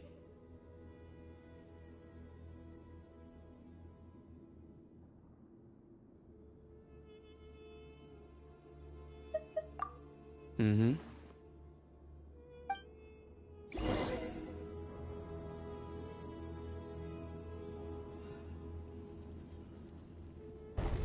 Ah, here he is.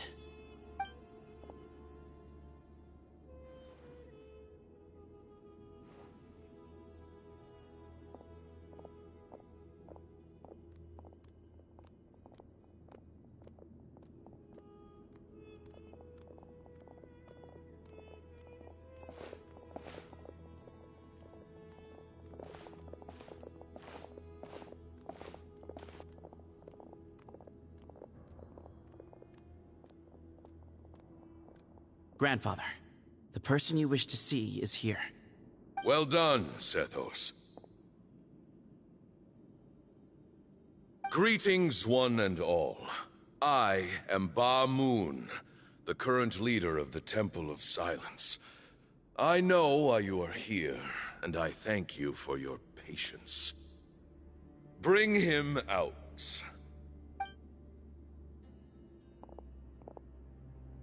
Professor!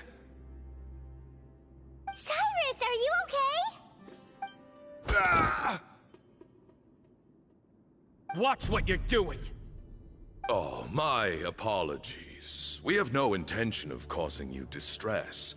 But you must understand, Cyrus is of great importance to us. We had to find a... Cyrus owes me his life, and to the Temple of Silence, he owes a debt of gratitude. I let him go a long time ago, but now, the time has come to demand payment. I wanted to end my feud with this old bag of bones before you caught up with me, but you got here so quickly.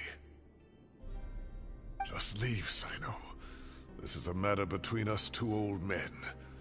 You're all too young to get involved. So that's why you didn't want to report the letter. You'd made up your mind to come here from the beginning. You only left in such a hurry to try and throw us off your trail. Some things in life catch up with you, no matter what you do. You shouldn't have come. That alone brought the others. Cyno didn't make us do anything. We came here for the same reason he did. To rescue you. We'd appreciate you telling us the truth. Otherwise, it seems a little unfair on everyone who had to stay behind. My secrets are secret for good reason. Bringing them to light can only lead to misfortune. You're afraid, aren't you? You can't bring yourself to speak of your past deeds to the students you nurtured as if they were your own children. You recognized our emblem because for many years you lived among us. Indeed, you all but became one of us. You knew as soon as you saw the letter that we, not Uraka, were the ones speaking to you. It threatened you only because you know what you did. Your own guilt convicted you. For you, Cyrus, are a traitor. You once shared your learning with us, and joined us in our mission to revive the might of Hermanubis, to bring new hope, new opportunity. But then, you betrayed us. You bargained for your independence with your past contributions. And then you left, taking with you Hermanubis' might and the wielder of his power. We both know what I said to you that day. That as the leader, I grant you permission to leave, but that one day, the sands of time will catch up with you. And when that day comes, you must pay the price you owe. You really know how to hold a grudge. Hermanubis' might? And the wielder of his power? Does he mean you? Professor, anything to say? The moon is right. I came here once before. He rescued me from the brink of death once, many years ago in the desert. When he learned that I was a scholar, he invited me to come here and revive the might of Hermanubis together. It was a great, daring plan, and one shrouded in secrecy. The Temple of Silence had been bereft of Hermanubis for too long. The strength of its faith and its warriors were waning. Bamoon proposed that we implant bar fragments, shards of Hermanubis, into the bodies of suitable vessels. If the experiment was successful, the spirit of Hermanubis would then dwell within the vessel. Many believers volunteered themselves for the experiment. But we soon discovered that the bodies of grown adults could not withstand Hermanubis' power. In the end, Bamoon offered his own adoptive grandson. One other child was identified as a suitable vessel, and his parents agreed to release him into our custody in exchange for a small fortune. These two children were our only hope for hosting Hermanubis' power. For many years, the Temple of Silence had been in possession of 2 Ba fragments from Hermanubis. As remnants of his raw power, they were exceedingly rare treasures. The test subjects were sent into a room that had been prepared for the ceremony, and instructed to approach the Ba fragments, whose power had been amplified. If, after some time, this power did not repel them, this would mean that they were suitable vessels. The original plan was for a 3-stage experiment: resonance, implantation, and recovery and observation. The resonance stage went quite smoothly for both candidates. As the 2nd stage began, I realized a decision had to be made. Should we implant the fragments one at a time? This would allow us to monitor the results after the first round and adjust our plan accordingly. Or alternatively, we could implant each fragment in a different vessel at the same time and compare their effects. But as I was deliberating, both Ba fragments suddenly became active. They glowed with a light we had never seen before. I knew that if they were not implanted right away, they would disintegrate and be gone from the world for good. Our 2 vessels had both displayed great promise by successfully resonating with the fragments. Under the circumstances, the thought of implanting both fragments into the same vessel seemed out of the question. To preserve our faith and our power, we implanted each of them with a single fragment.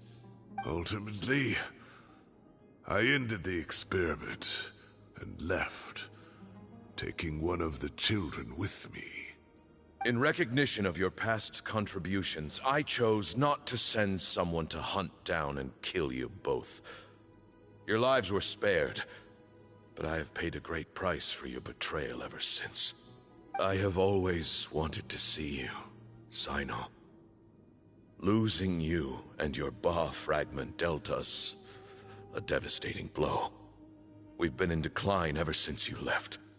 I see. So that's how I gained my power.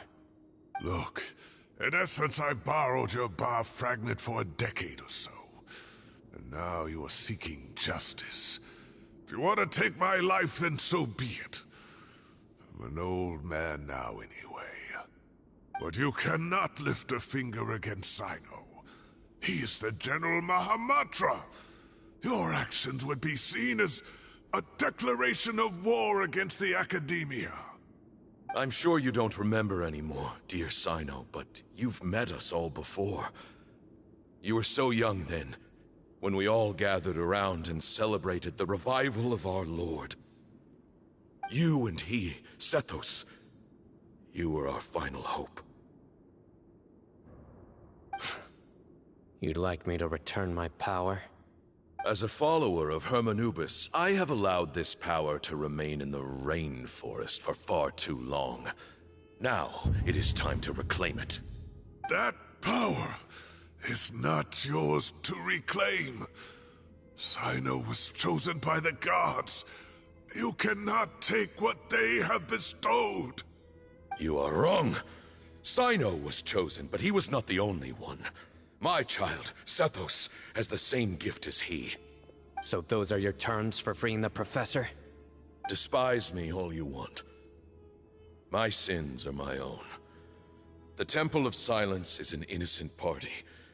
It is because of my foolishness all those years ago that the Temple's glory has waned. And now I must take responsibility for the decision I made back then.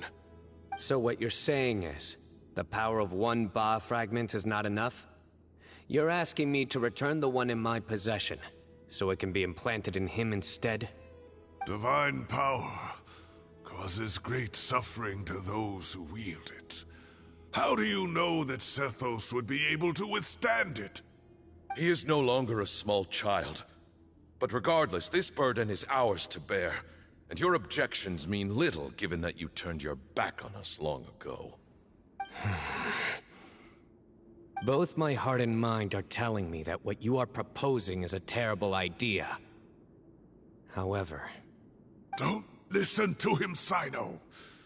That power is no more yours to give than it is his to take.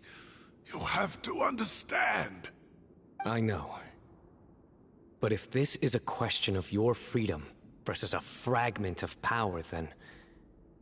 there is nothing to debate. Sorry to interrupt, but in my view, there are a number of contentions here that still need addressing. Say that Cyno refuses to return his power, and you also refuse to release Cyrus. Then, we are at an impasse. I find it hard to believe that you went to all this effort without planning for that possibility. You're trying to gauge where we stand while keeping your remaining cards close to your chest. Well, my stance is, put the rest of your cards on the table. Then we can have a discussion. Wait, those ears... So, we have a descendant of the Valukashuna in our midst. Splendid! Fate smiles upon us after all. Everything we have longed for, Hermanubis will provide. Perhaps this very day we'll...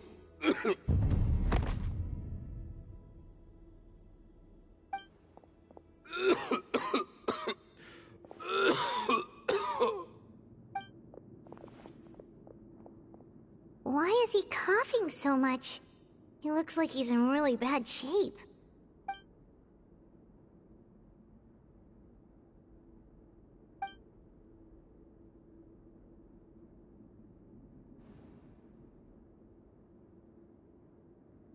Moon, you...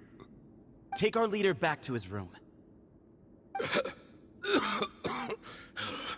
Sethos, you must... Grandfather, I know what you wish to say. Leave this in my hands. I don't like to drag out conversations, so I'll just cut to the chase. Had Cyrus not stopped the experiment all those years ago, the plan would most likely have been a success. The wisdom of Hermanubis would have been ours.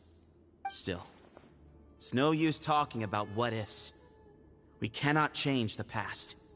I'm not like my grandfather. The Temple of Silence has a grand legacy and a sacred duty to fulfill.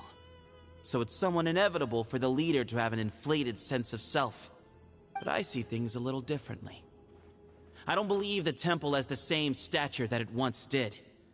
Time has worn away at its prestige and changed things almost beyond recognition. So I'm not going to force your hand. You're all free to leave. Except for Cyrus. My grandfather gave him his chance once, and now I'm giving the rest of you yours. You have courage and wise judgment, kid. Reminds me a lot of Bamoon in his younger years. I truly wish that the temple would take an objective look at the academia of today. You've been to the city yourself. I'm sure you've seen that much has changed for the better. And things will only continue to improve. Why not consider cooperating with the academia once more? If you hadn't betrayed my grandfather, I might well be open to persuasion. But it's a bit too late for that now, Cyrus. Tighnari made a good point earlier. He said there has to be more to your plan than this, and I agree. All you and Ba-Moon are after is the Ba fragment. The professor will accept whatever fate you deem fit for him out of a sense of guilt. I am the one who has a choice to make. And that's how it was always going to be.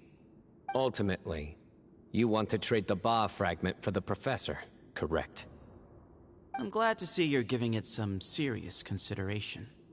I won't forsake my professor. Nor do I intend to run from a problem that I must face sooner or later. Give me one night to make my decision. That works. Then I'll be waiting to hear your verdict, Cyno. Oh, my grandfather still has a fair few things he wants to say to Cyrus, so I'll be escorting him back now.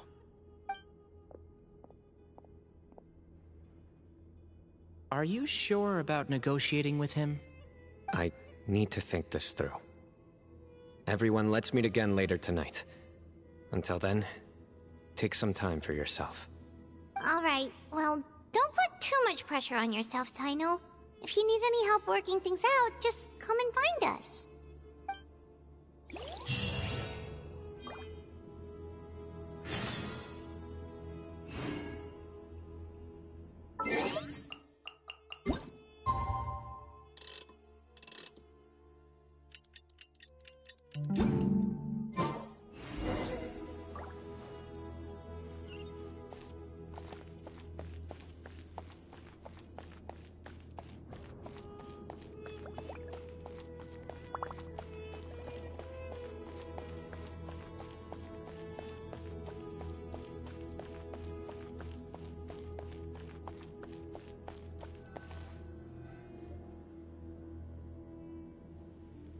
I've taken some time to reflect on this. If I had to guess, Professor Cyrus came to the desert knowing that he would almost certainly never return. He's a stubborn man who tends to double down when he feels strongly about something. We won't get anywhere trying to convince him to escape. I agree. My master Nephis says the same thing. Once Cyrus makes up his mind about something, he won't listen to reason. So that's one thing. A few other things come to mind too. You've heard all you need to hear about the Temple of Silence. So on that, I don't have anything to add. My own memories of this place are hazy though. Probably something to do with the overpowering presence of the Ba fragments. That might explain why I suffered from constant headaches and fevers as a child. I do remember having some fleeting moments of profound emotion when vague images would appear in my mind. But I don't recall much, only bits and pieces. I was still young then, and all I could understand was that there was a strong will inside my mind. Thinking back on it now, I suppose it was Anubis's way of trying to encourage me, even if we couldn't communicate. The power that came to inhabit my spirit was probably one of the cornerstones of their whole faith. So if the will and might of Anubis is a real, intangible thing, and they are its rightful worshippers, then... You're not gonna give in to their demands, are you? Surely there has to be another way!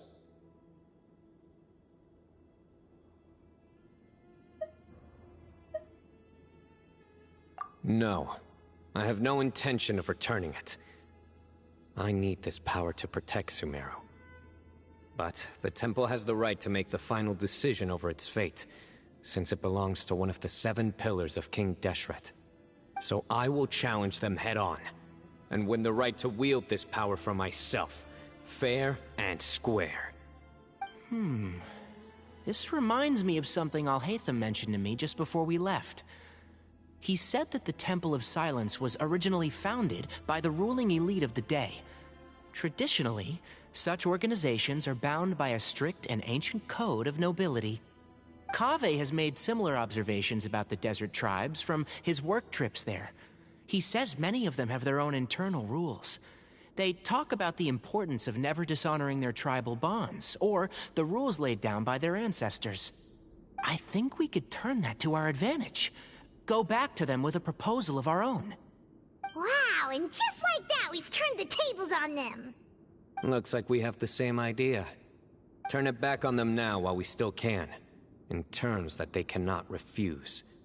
That's how we win this.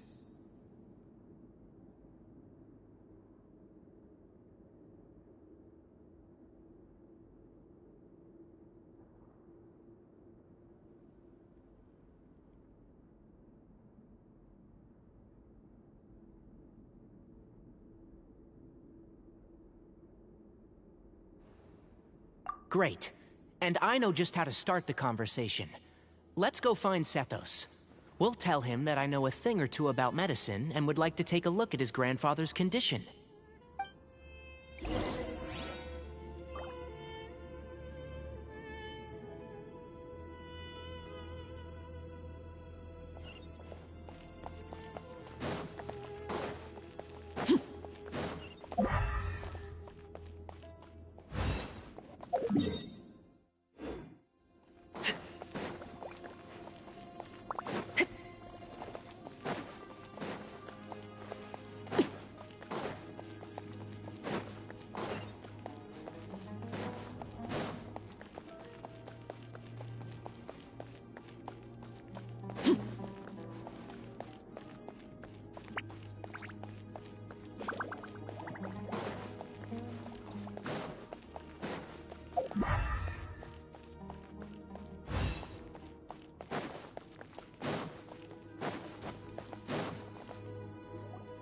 Sethos, let's talk.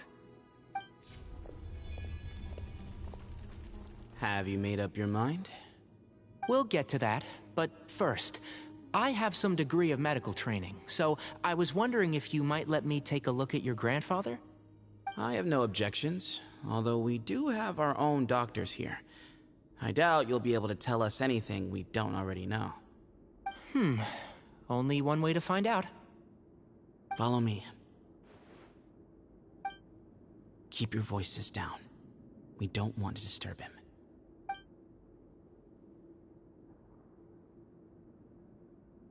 him. Let's talk outside. Bamoon has fallen into a deep coma, and his prognosis is quite grave. I'm sure that your physicians have come to the same conclusion. He appears to have sustained a serious injury in his youth, which has been exacerbated over the years by the heavy burden of work and now by the effects of old age. Regretfully, I must inform you that, based on what I've seen with patients in a similar condition, he doesn't have long left. A few days at most. Yeah. I've known for a long time. You're his heir, aren't you? You clearly have a lot of respect for the man. But you also see things differently. You have a broader range of concerns and a more pragmatic approach. So tell me how we can end this on your terms. Let's find a way to bring all this to a resolution while Bamoon is still alive to see it. That's what really matters to you. I know it. Yeah, there's no time to waste here. You know that better than anyone. You know, the two of you are actually in a very similar predicament right now. Both of you have a very different perspective from the men who raised you. Right. And you didn't create this situation. They did, but somehow you've ended up having to make the tough decisions. You're right. We both look at this problem very differently than the people we inherited it from. I accept, Cyno. This all began because of Hermanubis, so let's end it with the rite he himself created. Legend has it that when Hermanubis first arrived in Tuletula, he sparred with the city's residents. He and his two companions proved their mettle by fighting over several days, winning the support of many fine people. That group of supporters were some of the first members of the Temple of Silence, and the sparring matches were enshrined as one of our founding rites, the rite of duels. It's where it all began.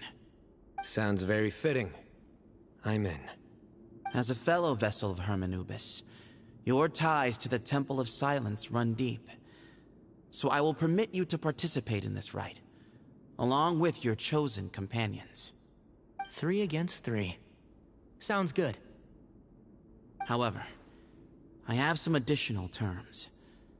As the challengers, you must win all 3 of your fights to win. And Cyno, both of us must put our Ba fragment on the line. The winner takes them both. Letting Cyrus leave with one of the Ba fragments was a mistake, made by my grandfather out of pity. It is a long-standing issue that must be addressed for the Temple of Silence to move forward. I can make no concessions on that front. None needed. We're on the same page. If I win, the Temple of Silence must release Cyrus, and consider this past dispute resolved. If you win, I'll return my power to you. It's a deal. Then let's meet at the ceremonial hall tomorrow evening, 8 o'clock.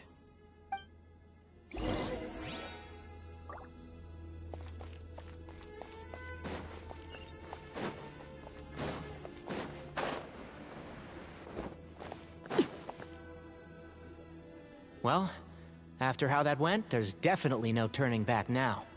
There never was. Turning back hasn't been an option for me since the moment the professor slipped away to return to the desert. You have to win. You need this power, both as General Mahamatra and for yourself. Yeah, that's right! Besides, it stayed with you ever since you were a small child. Surely that's a sign it thinks of you as its rightful owner. Both as General Mahamatra and for myself. Yeah, when you put it that way. I've had to overcome a lot to tame this power and claim it for myself. Not everyone could have done that. Exactly!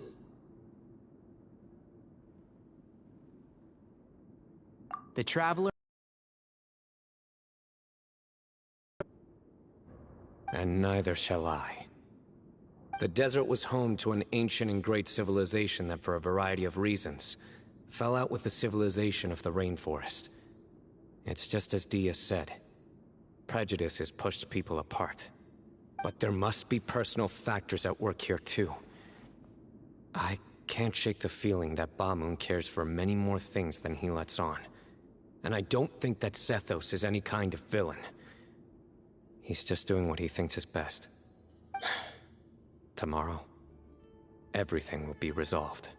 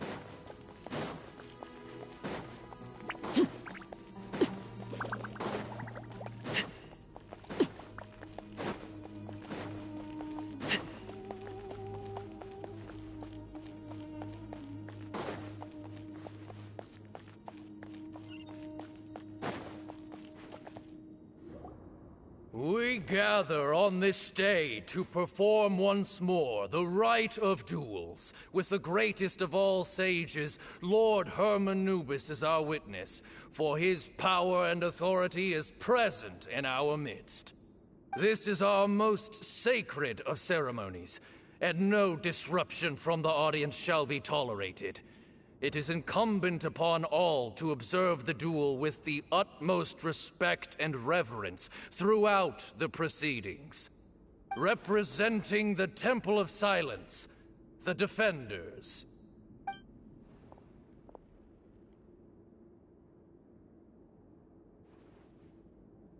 Grandfather, you're here. A rite of duels after all these years. I am surprised by your decision, Sethos. I know what I'm doing, Grandfather. Just leave it to me. Representing the Academia, the Challengers. Ready. We will fight to have our voices heard. Warriors, take your positions and decide on the order of battle. We come not to debate what brings our challengers here, nor what will become of the defeated duelists. Duelists, the might of Hermanubis himself is at stake here. Now, fight. Fight until the rightful victor is proclaimed. Huh? Are you sure?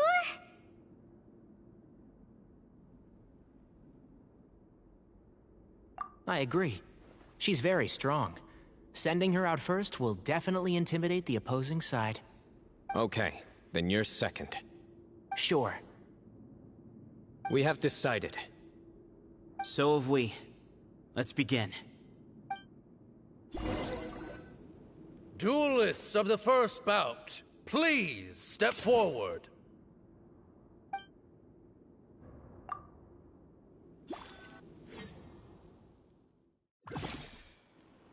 Don't forget, safety first! Hey, you there! You better play nice with her, or Paimon will make you regret it! A little bit too much chatter from the audience over there.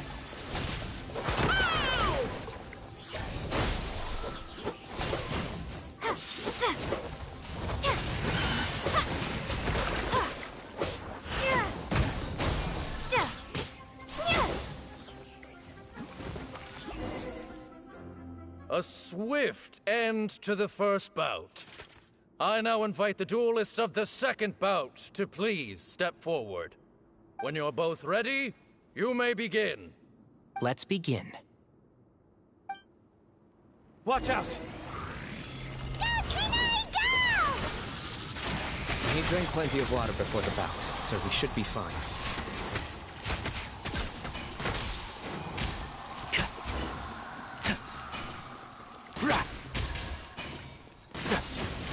Enshroud! I hear everything!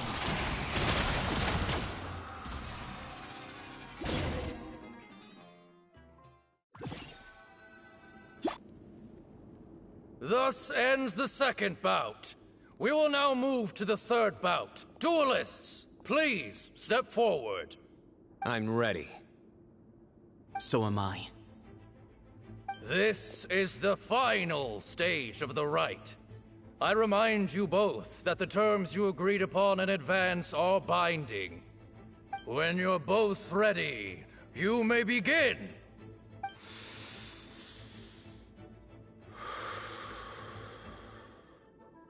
I am Sethos, vessel of Hermanubis, grandson of Bamoon, the leader of the Temple of Silence. For many years, we have kept our covenant with Lord Hermanubis by guarding the secrets of King Deshret. And even in our darkest hour, when we could not see a way forward, we chose not to abandon hope, but to embark on a brave new experiment so that we might prevail. We earnestly sought Lord Hermanubis' wisdom and power, longing to see his spirit and his light descend upon us. Now, I will fight to become the rightful wielder of that power! I am Cyno, General Mahamatra of the Academia, student and successor of Cyrus, the Sage of Spantamad. I fight in defense of my power, my professor, and my nation. And you. I think you left some things unsaid. This is a sacred duel, and Hermanubis is watching. So bare your soul. Everyone. Old and young, fit and frail. They're all waiting to see how this duel will end. My grandfather is a wise leader. He is also known to be a ruler who is not afraid to get blood on his hands. I understand his beliefs well, and I know what he expects of me. But our faith has held us back for too long. After I grew up, I went to the rainforest once, and I saw for myself the people of the city. Times have changed. The people of Sumeru are happier and more free now than in the past. I thought about this as I stood at one of the tallest points in the city, gazing down at the streets below. Then I thought of you, Cyno. You and I both wield the same power, yet the lives we lead could not be more different. Each Ba fragment of Hermanubis stands for something different. Might, glory, or one of many other secrets that have yet to be revealed. I once thought that the nature of our fragments must be what makes us so different from one another. But maybe it's that you've found your answer, and I am still searching for mine. I am more than just a warrior. I am my own person. Exactly. The name Hermanubis has left its mark on both of us, shaped the course of our lives. We are his vessels, and yet we are more besides. So show me your answer, Cyno. Show me I can be more than my faith, more than the power I wield. Show me the person I can become!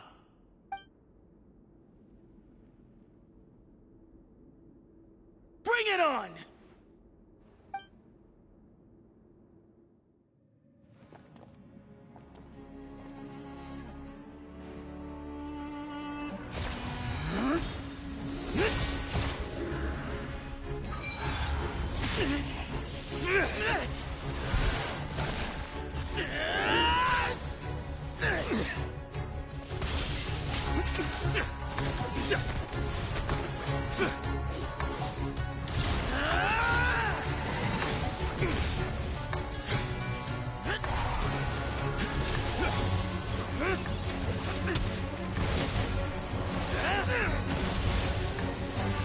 That's all you've got? What happened to searching for your answer?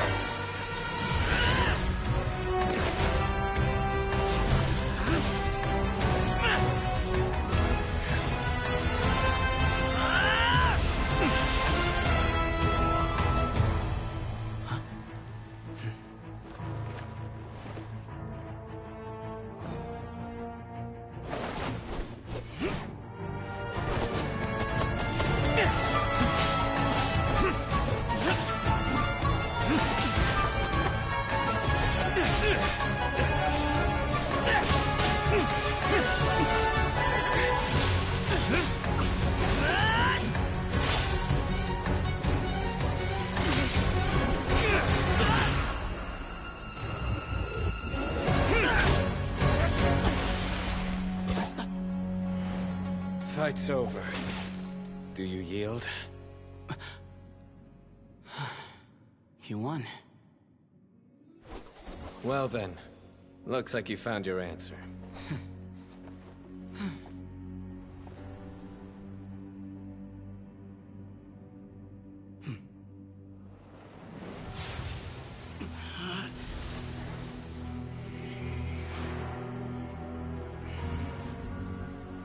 I give his glory to you.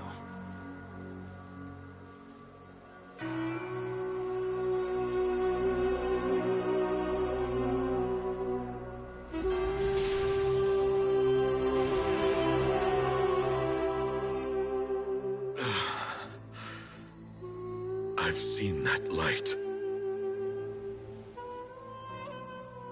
That is the light of our Lord, the great Hermanubis, priest over all other priests. His spirit dwells within that lightning, and his will lives on. Once a warrior of Tynar, he emerged from the barren desert sands to serve the god king Al-Ahmar. After the death of the god king, Hermanubis gathered his followers and the Tynarian priests and led them to the city of Tule-Tula.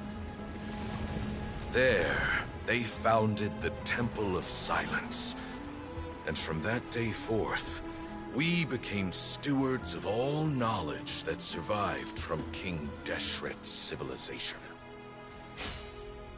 Barely a century passed before war ravaged the desert. One by one, Eremite leaders took up arms against each other in battles that would devour what little remained of their civilization. Only the wise city of Tule-Tula was spared under the guiding hand of the Tynarians. But peace did not last. Coveting the knowledge of King Deshret, the beasts set their eyes on Tule-Tula. The king of Gurabad laid siege to the city and ordered the sages to surrender to him the Temple of Silence as proof of his victory.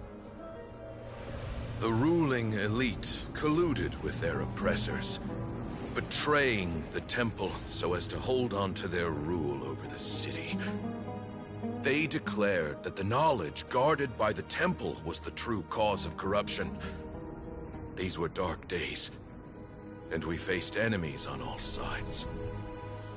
Our Lord had long since exhausted his strength, keeping the forbidden knowledge introduced by King Deshret at bay.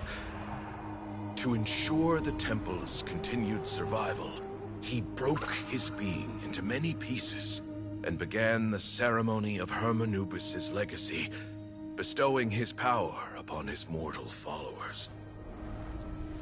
With this power, the temple was able to defeat the tyrant's army. Yet, we were not hailed as heroes. Strange and unfamiliar as this power was, it struck fear into the people's hearts and drove them to reject us. In the end, the people of the temple and the Tule-Tula Tynarians left the city for good and made their way to the rainforest. What followed next was inevitable.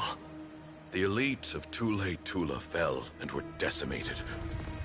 War engulfed the desert. And we wandered from place to place, always in hiding, all the while keeping close watch over our secrets and staying true to our mission. Betrayal forced us out of the desert and into the forest. Then mistrust drove us from the forest into the desert once more. We have lived in exile for far, far too long. Yet, today, the Temple of Silence has borne witness to the glory of Hermanubis once more. Thank you.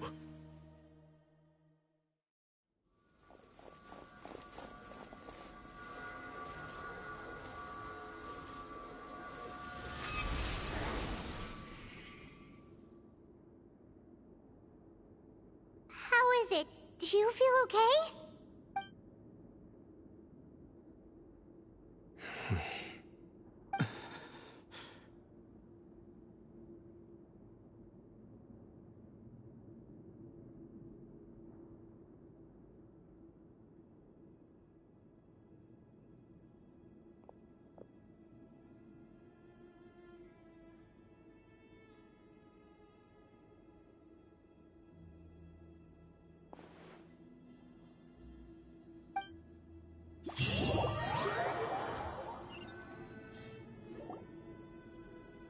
Grandfather.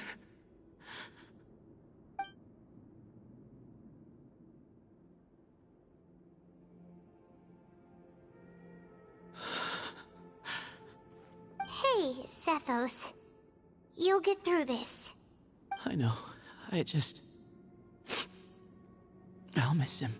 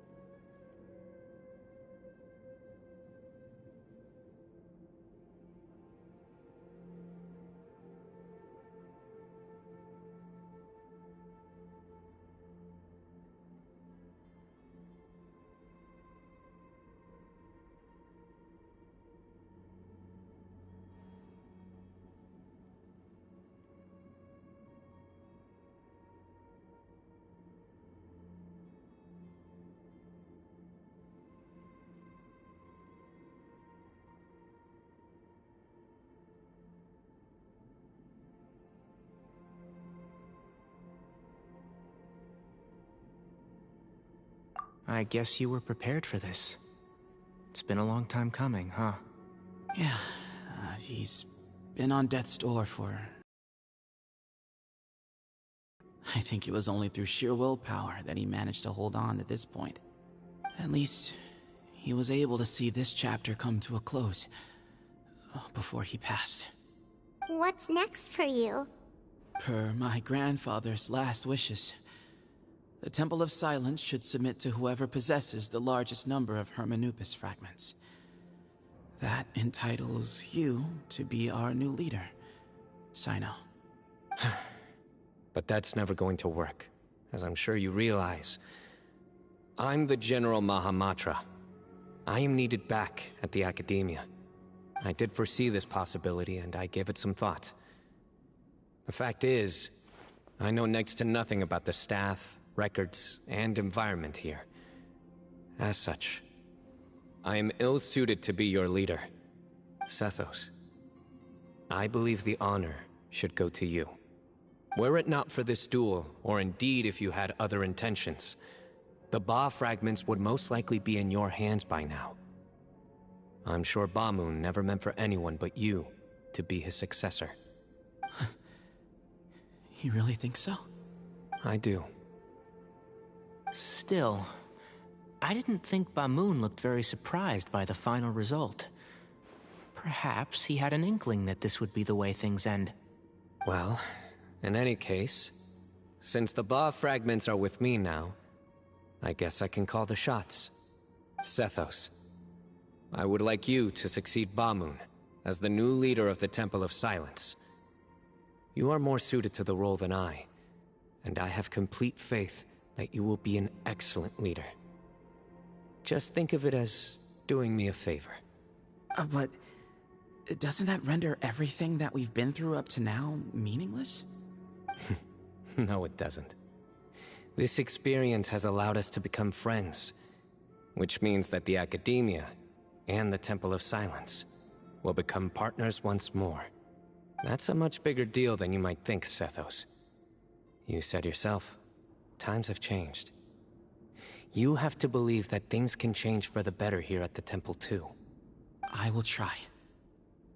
To be honest, I couldn't have asked for a better outcome. Actually, part of me wonders whether Bamoon's intentions from the very beginning was just to create enough pressure to force us towards a duel. That way, no matter who won, one of us would have to surrender our Ba fragment, and the power of Hermanubis would be concentrated in one single person. Had you won, the Temple of Silence would have doubled its strength. And were I to win, he correctly anticipated that I wouldn't suddenly drop everything to become the leader of the Temple, much less integrate the Temple into the Academia by force. He knew that the Temple's future would depend not just on the guidance of Hermanubis, but the support of the Academia too. So he made it his responsibility to ensure his successor would be free from the burdens of the past. His plan meant that whoever ended up succeeding him, they would have an easier time interacting with the academia. With one single letter, he lured out the professor. No matter what happened after that, it would result in a net benefit to the temple. And here I thought the General Mahamatra wouldn't care for all these trivial details. You're absolutely right. Grandfather and I considered this from every angle. We had to find a way to mend our relationship with the academia. In that sense, the right of duels was just a means to an end. Thank you for everything, Cyno. As a gesture of our gratitude, to those that you and Lesser Lord Kusanali deem worthy, I will grant the honor of access to the Temple of Silence for their pursuit of knowledge. The Temple of Silence has a wealth of information on King Deshret's civilization, more than any other organization in existence today. In times when you need information that only we can provide, we will be here to support you. But you must be exceedingly careful with your selection of candidates, lest you lead humanity to repeat the same mistakes. By the way, Tainari, my grandfather was so happy to see you. You are a descendant of the Veluca Shuna, and we are the heirs to the will of Hermanubis. The story goes that King Deshret chose the sage Hermanubis from among the Tainarians and appointed him as his familiar. He went on to fight many valiant battles with his Tainarian companions. They always stood by each other, from the founding of the Temple of Silence to the fall of Tuletula. The Tainarians who left Tuletula joined their human counterparts in the rainforest. A few centuries later, when some of the group returned to the desert, many of the Tainarians chose to stay and put down roots in the rainforest. In all likelihood, those were your ancestors. How fascinating. My father once mentioned that I was named after the Tainarians, but I never knew that my forebears had such a history with the Temple of Silence. I like this story. By the way, has anyone seen Cyrus? Yes, Cyrus. You'll probably find him in my grandfather's room. He wouldn't show it in front of me, but I think he still has many fond memories of my grandfather. If it's true that you and your grandfather really planned for everything to turn out this way, then I guess he didn't really resent Cyrus as much as he appeared to. Who knows? Perhaps all of us. You, me, and Cyrus.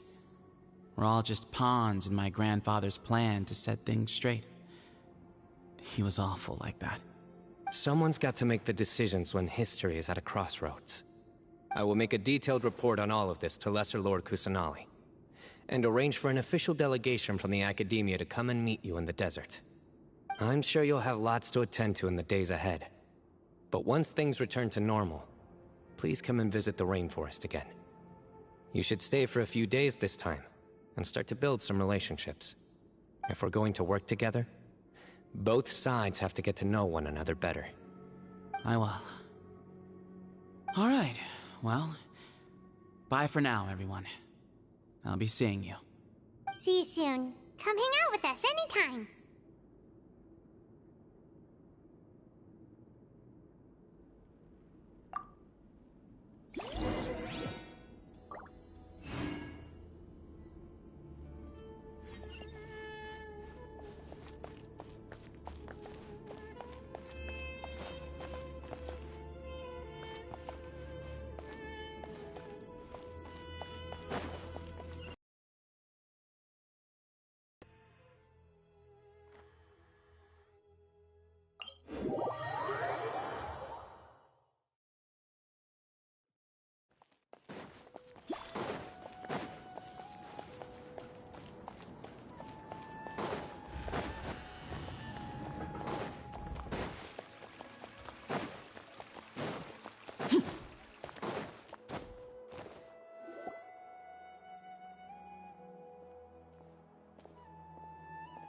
What were you thinking gallivanting off into the desert alone at your age?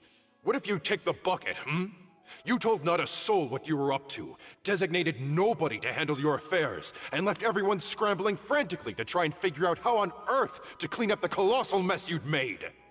Oh, please, will you stop your yelling? What other choice did I have? What do you mean, what other choice?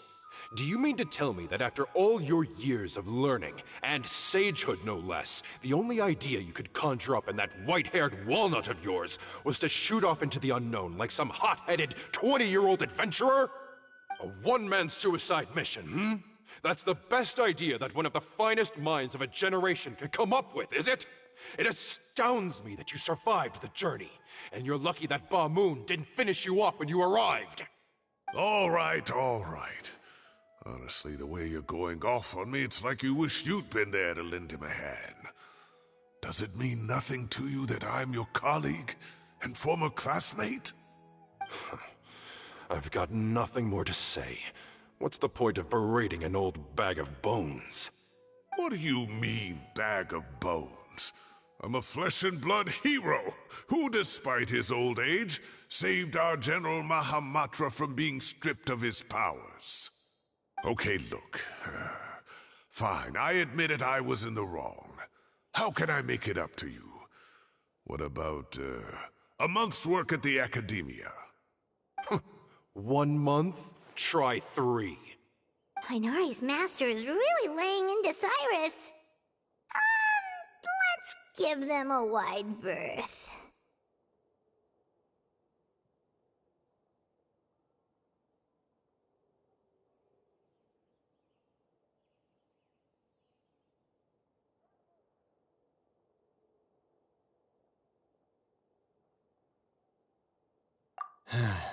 Professor brought this on himself.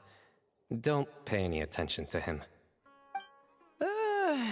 Wow, I haven't seen Master get this riled up in a long time.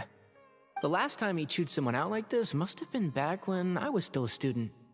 I think I'll go around and update everyone, tell them the situation's resolved. Want to come with me? We can go for dinner afterwards. My treat. You in? Makes sense. I'm in.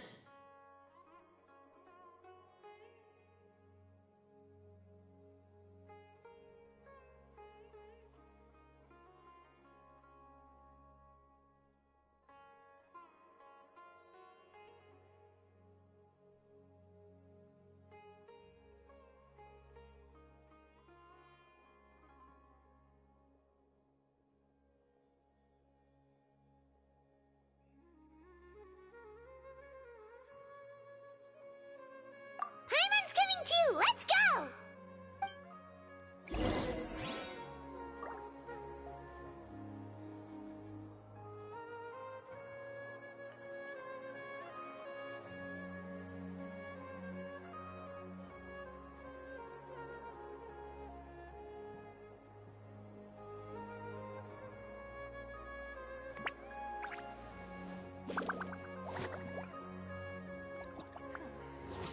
Is it possible to install a vision on a mechanical frame?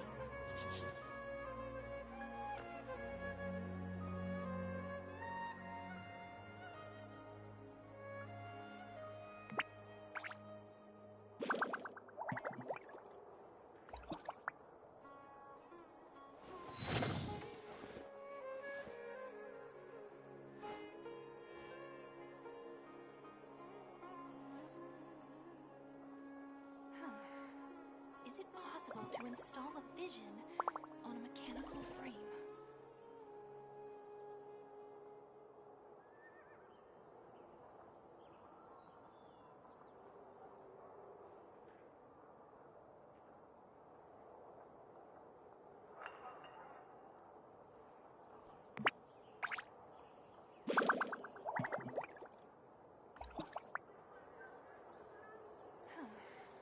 Is it possible to install a vision on a mechanical frame?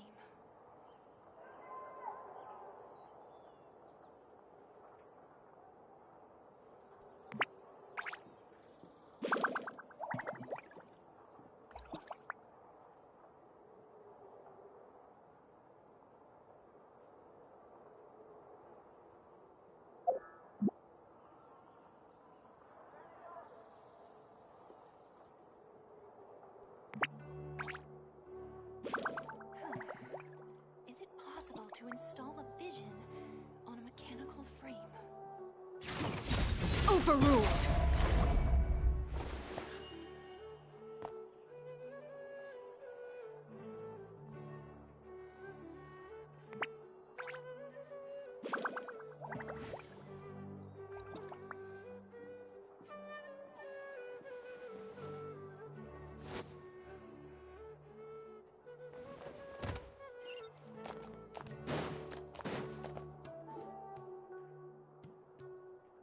Hey, Kale.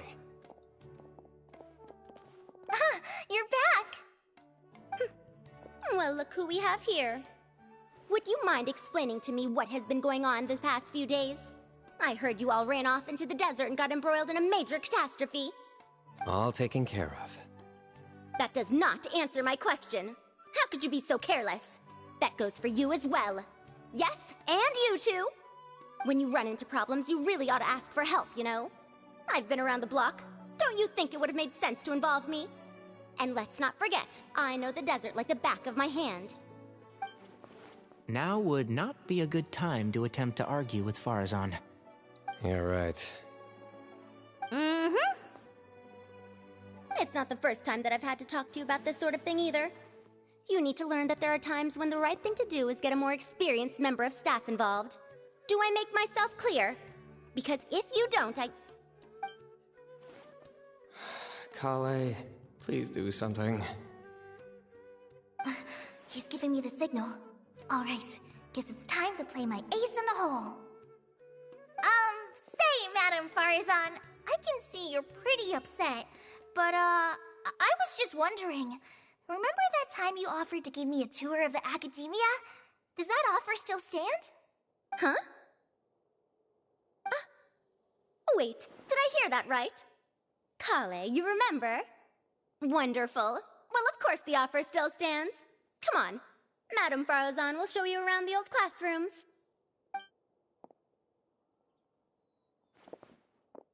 Poor Kale getting dragged off like that. Also, check out Farazan acting like some sort of official academia tour guide. Kale! Cup. Huh? What?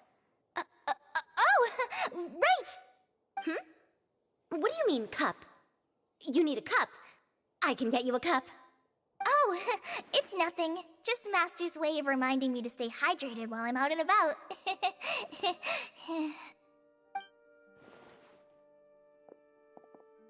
It's code for let's reconvene at the cafe.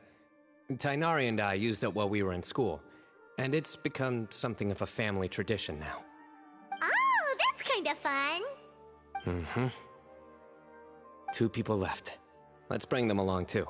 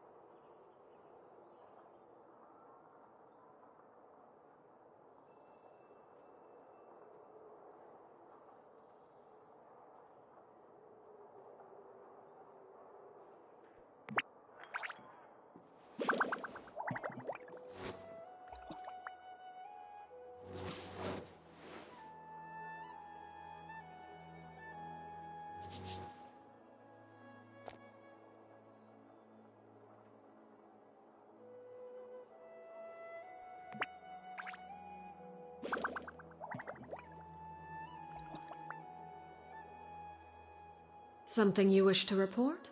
Go on. You have my undivided attention.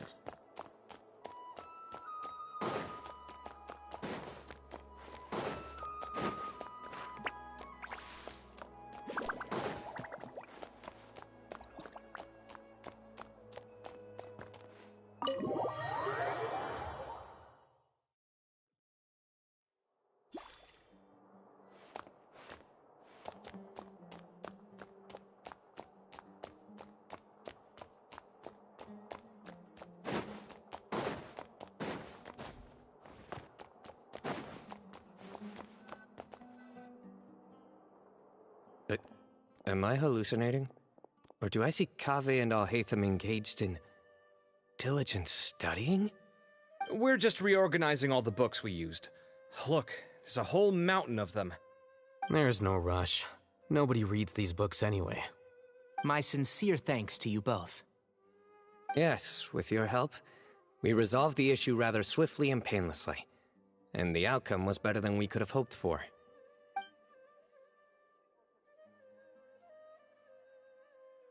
I see. The Temple of Silence resorted to rather unique means of self-preservation. It explains how they managed to remain hidden for so many years. And it sounds like they managed to preserve a whole load of ancient documents as well. I'd love to go check those out if I ever had the chance. That day will come. The Temple of Silence is a hugely important organization, and we'll be sure to maintain good relations with them in the future. Now, as a token of my appreciation, I'd like to treat everyone to coffee. Sounds good. Yeah, sounds great. Although after the last few days, I don't know if I can handle another coffee. But I can just order something else. Sure. Let's go.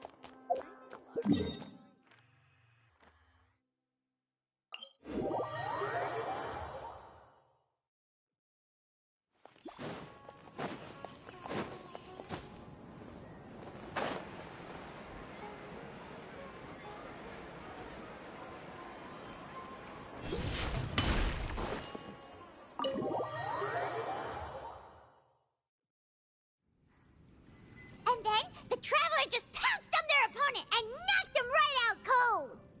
Then there was Tighnari. He put up an amazing fight too. We ended up winning all 3 bouts. Whoa.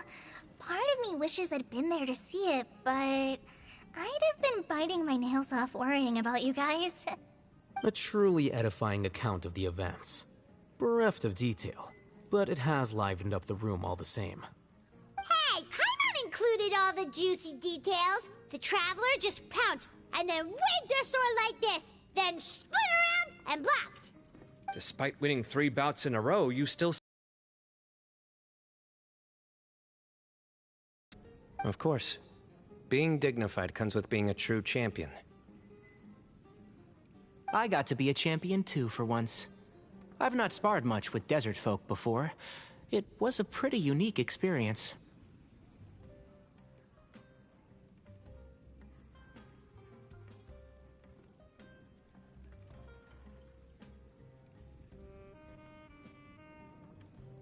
Yeah, huge place! It felt like something right out of an epic poem. Imagine this. It was like there was... Maybe save that one for later, Paimon. Dessert's here.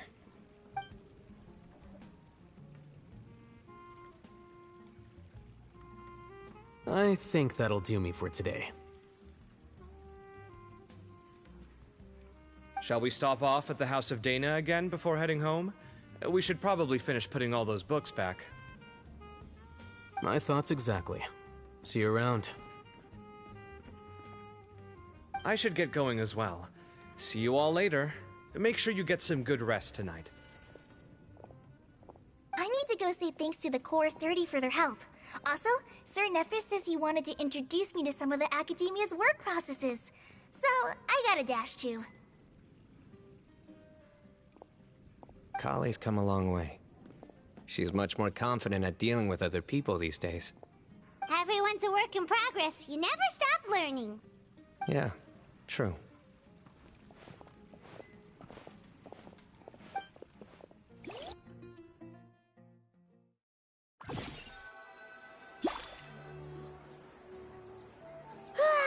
That was good. It feels like everything's finally wrapped up now.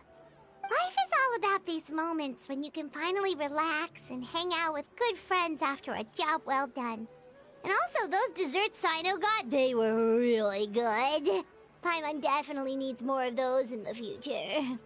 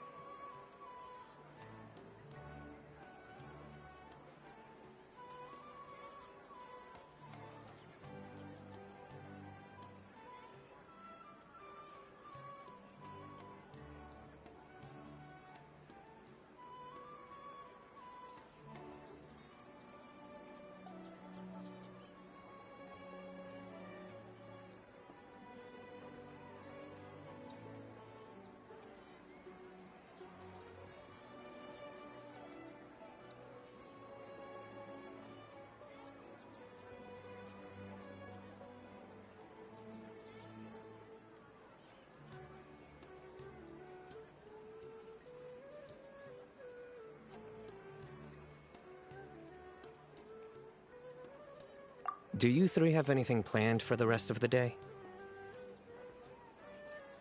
If not, would you come somewhere with me?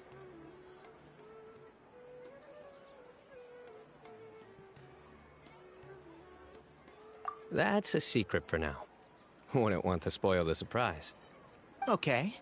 I think I can guess what you're talking about. It'll definitely be a nice surprise. Well, now Paimon's curious! Come on, let's go!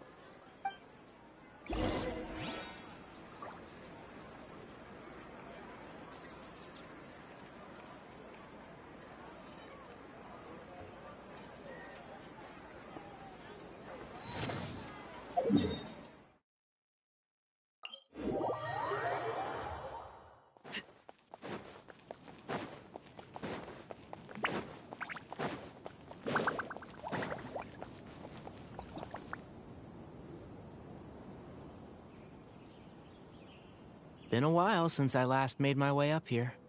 Wow, look at this place! We're so high up!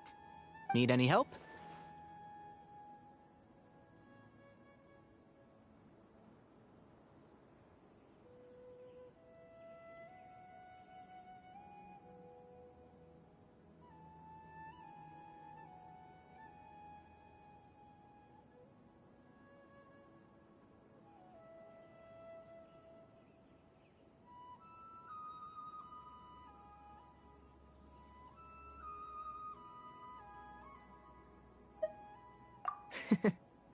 As you wish. It's a nice spot, isn't it? What a great view! We're so high up, we can see for miles! Traveler.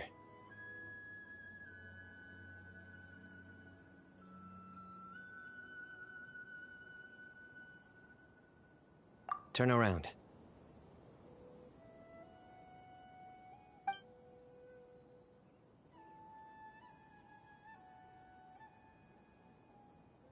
This is my secret base. Somewhere I only bring my best friends. When I was a student, I used to slip away and climb up here all the time, just to clear my head. I was quite young then, and hadn't made too many friends yet. Back then, I had a lot of the same questions that Zethos was asking. Who am I? Why do I have this power? And what should I be fighting for? Our gifts help us to find our rightful place in the world. That was my experience. And I'm sure Sethos will figure things out in his own time, too.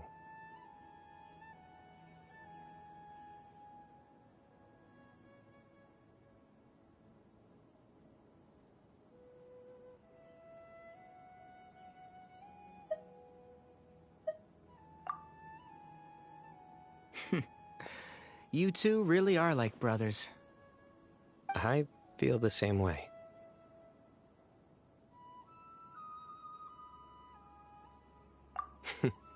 Of course. I see no need to be humble when it comes to the facts. I still remember one time when we came up here to chat and do our homework. Cyno accidentally dropped a fruit. Luckily, he has fast reflexes, so he caught it just in time. That was the one and only time. Nothing will ever slip through my fingers again.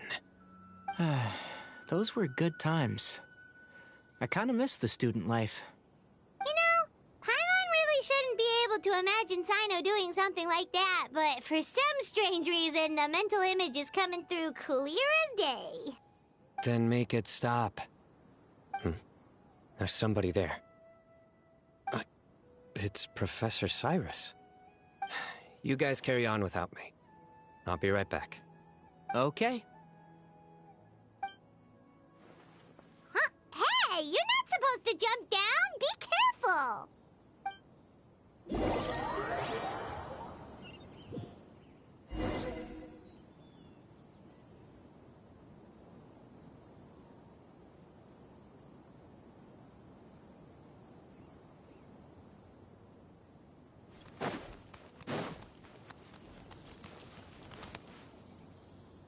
Oh my days. I can't believe how stupid I look in this one. Professor, what are you muttering to yourself about? Cyno. Just the man I'm looking for. Guess what I found in some old notebooks? Some old photos? Can you believe it? This notebook was just sitting in a pile of odds and ends in the Sage's office. I must have forgotten to take it with me, and no one's touched it since. It was still right there. I was at the Academia earlier to discuss my workload with Nephis. I swung by the old office to have a look around and just happened to cross it. Oh, time flies. Look how tiny you are in this picture. Still a kid. You look quite young yourself in that one. Ah, it's this one. I remember that. Lisa took it, didn't she? Yep. Looks like her work, all right. Who else could have found just the right angle to make me look so unbelievably hideous? And this one. Looks like we're both dozing off. Oh, cheeky girl. Taking secret photos of us without our knowledge. Is there something you'd like to say to me, Professor?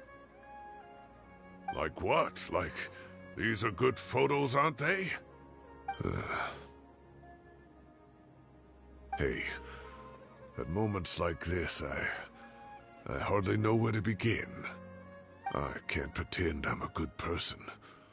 Bamoon had every reason to despise me. And well, so do you if you feel the same way. Don't be ridiculous, you old codger. Is that not what you wanted me to say? Oh, I've dreamt of that place many times after leaving the desert.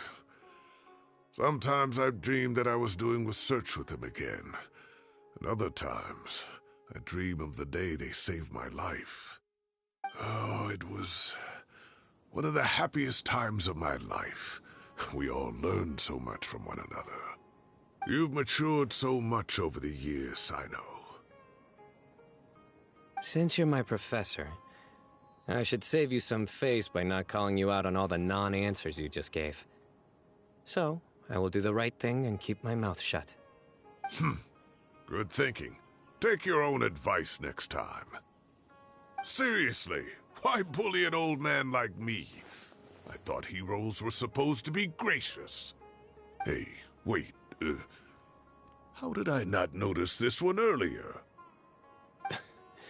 Lisa strikes again. Just how many did she take?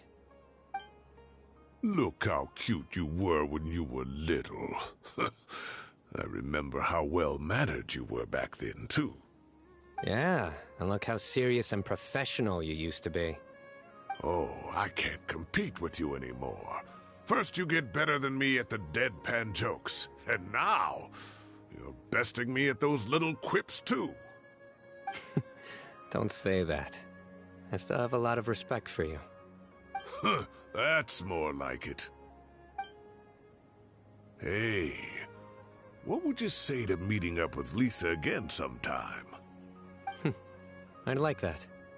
Let's find a time and pay her a visit in Mondstadt. All right, I'll add it to my schedule. Let's go next week. Wait, no. Next week is the tomato growing competition. I have got to beat Zaha Hadid. Or you could find a real hobby, Professor.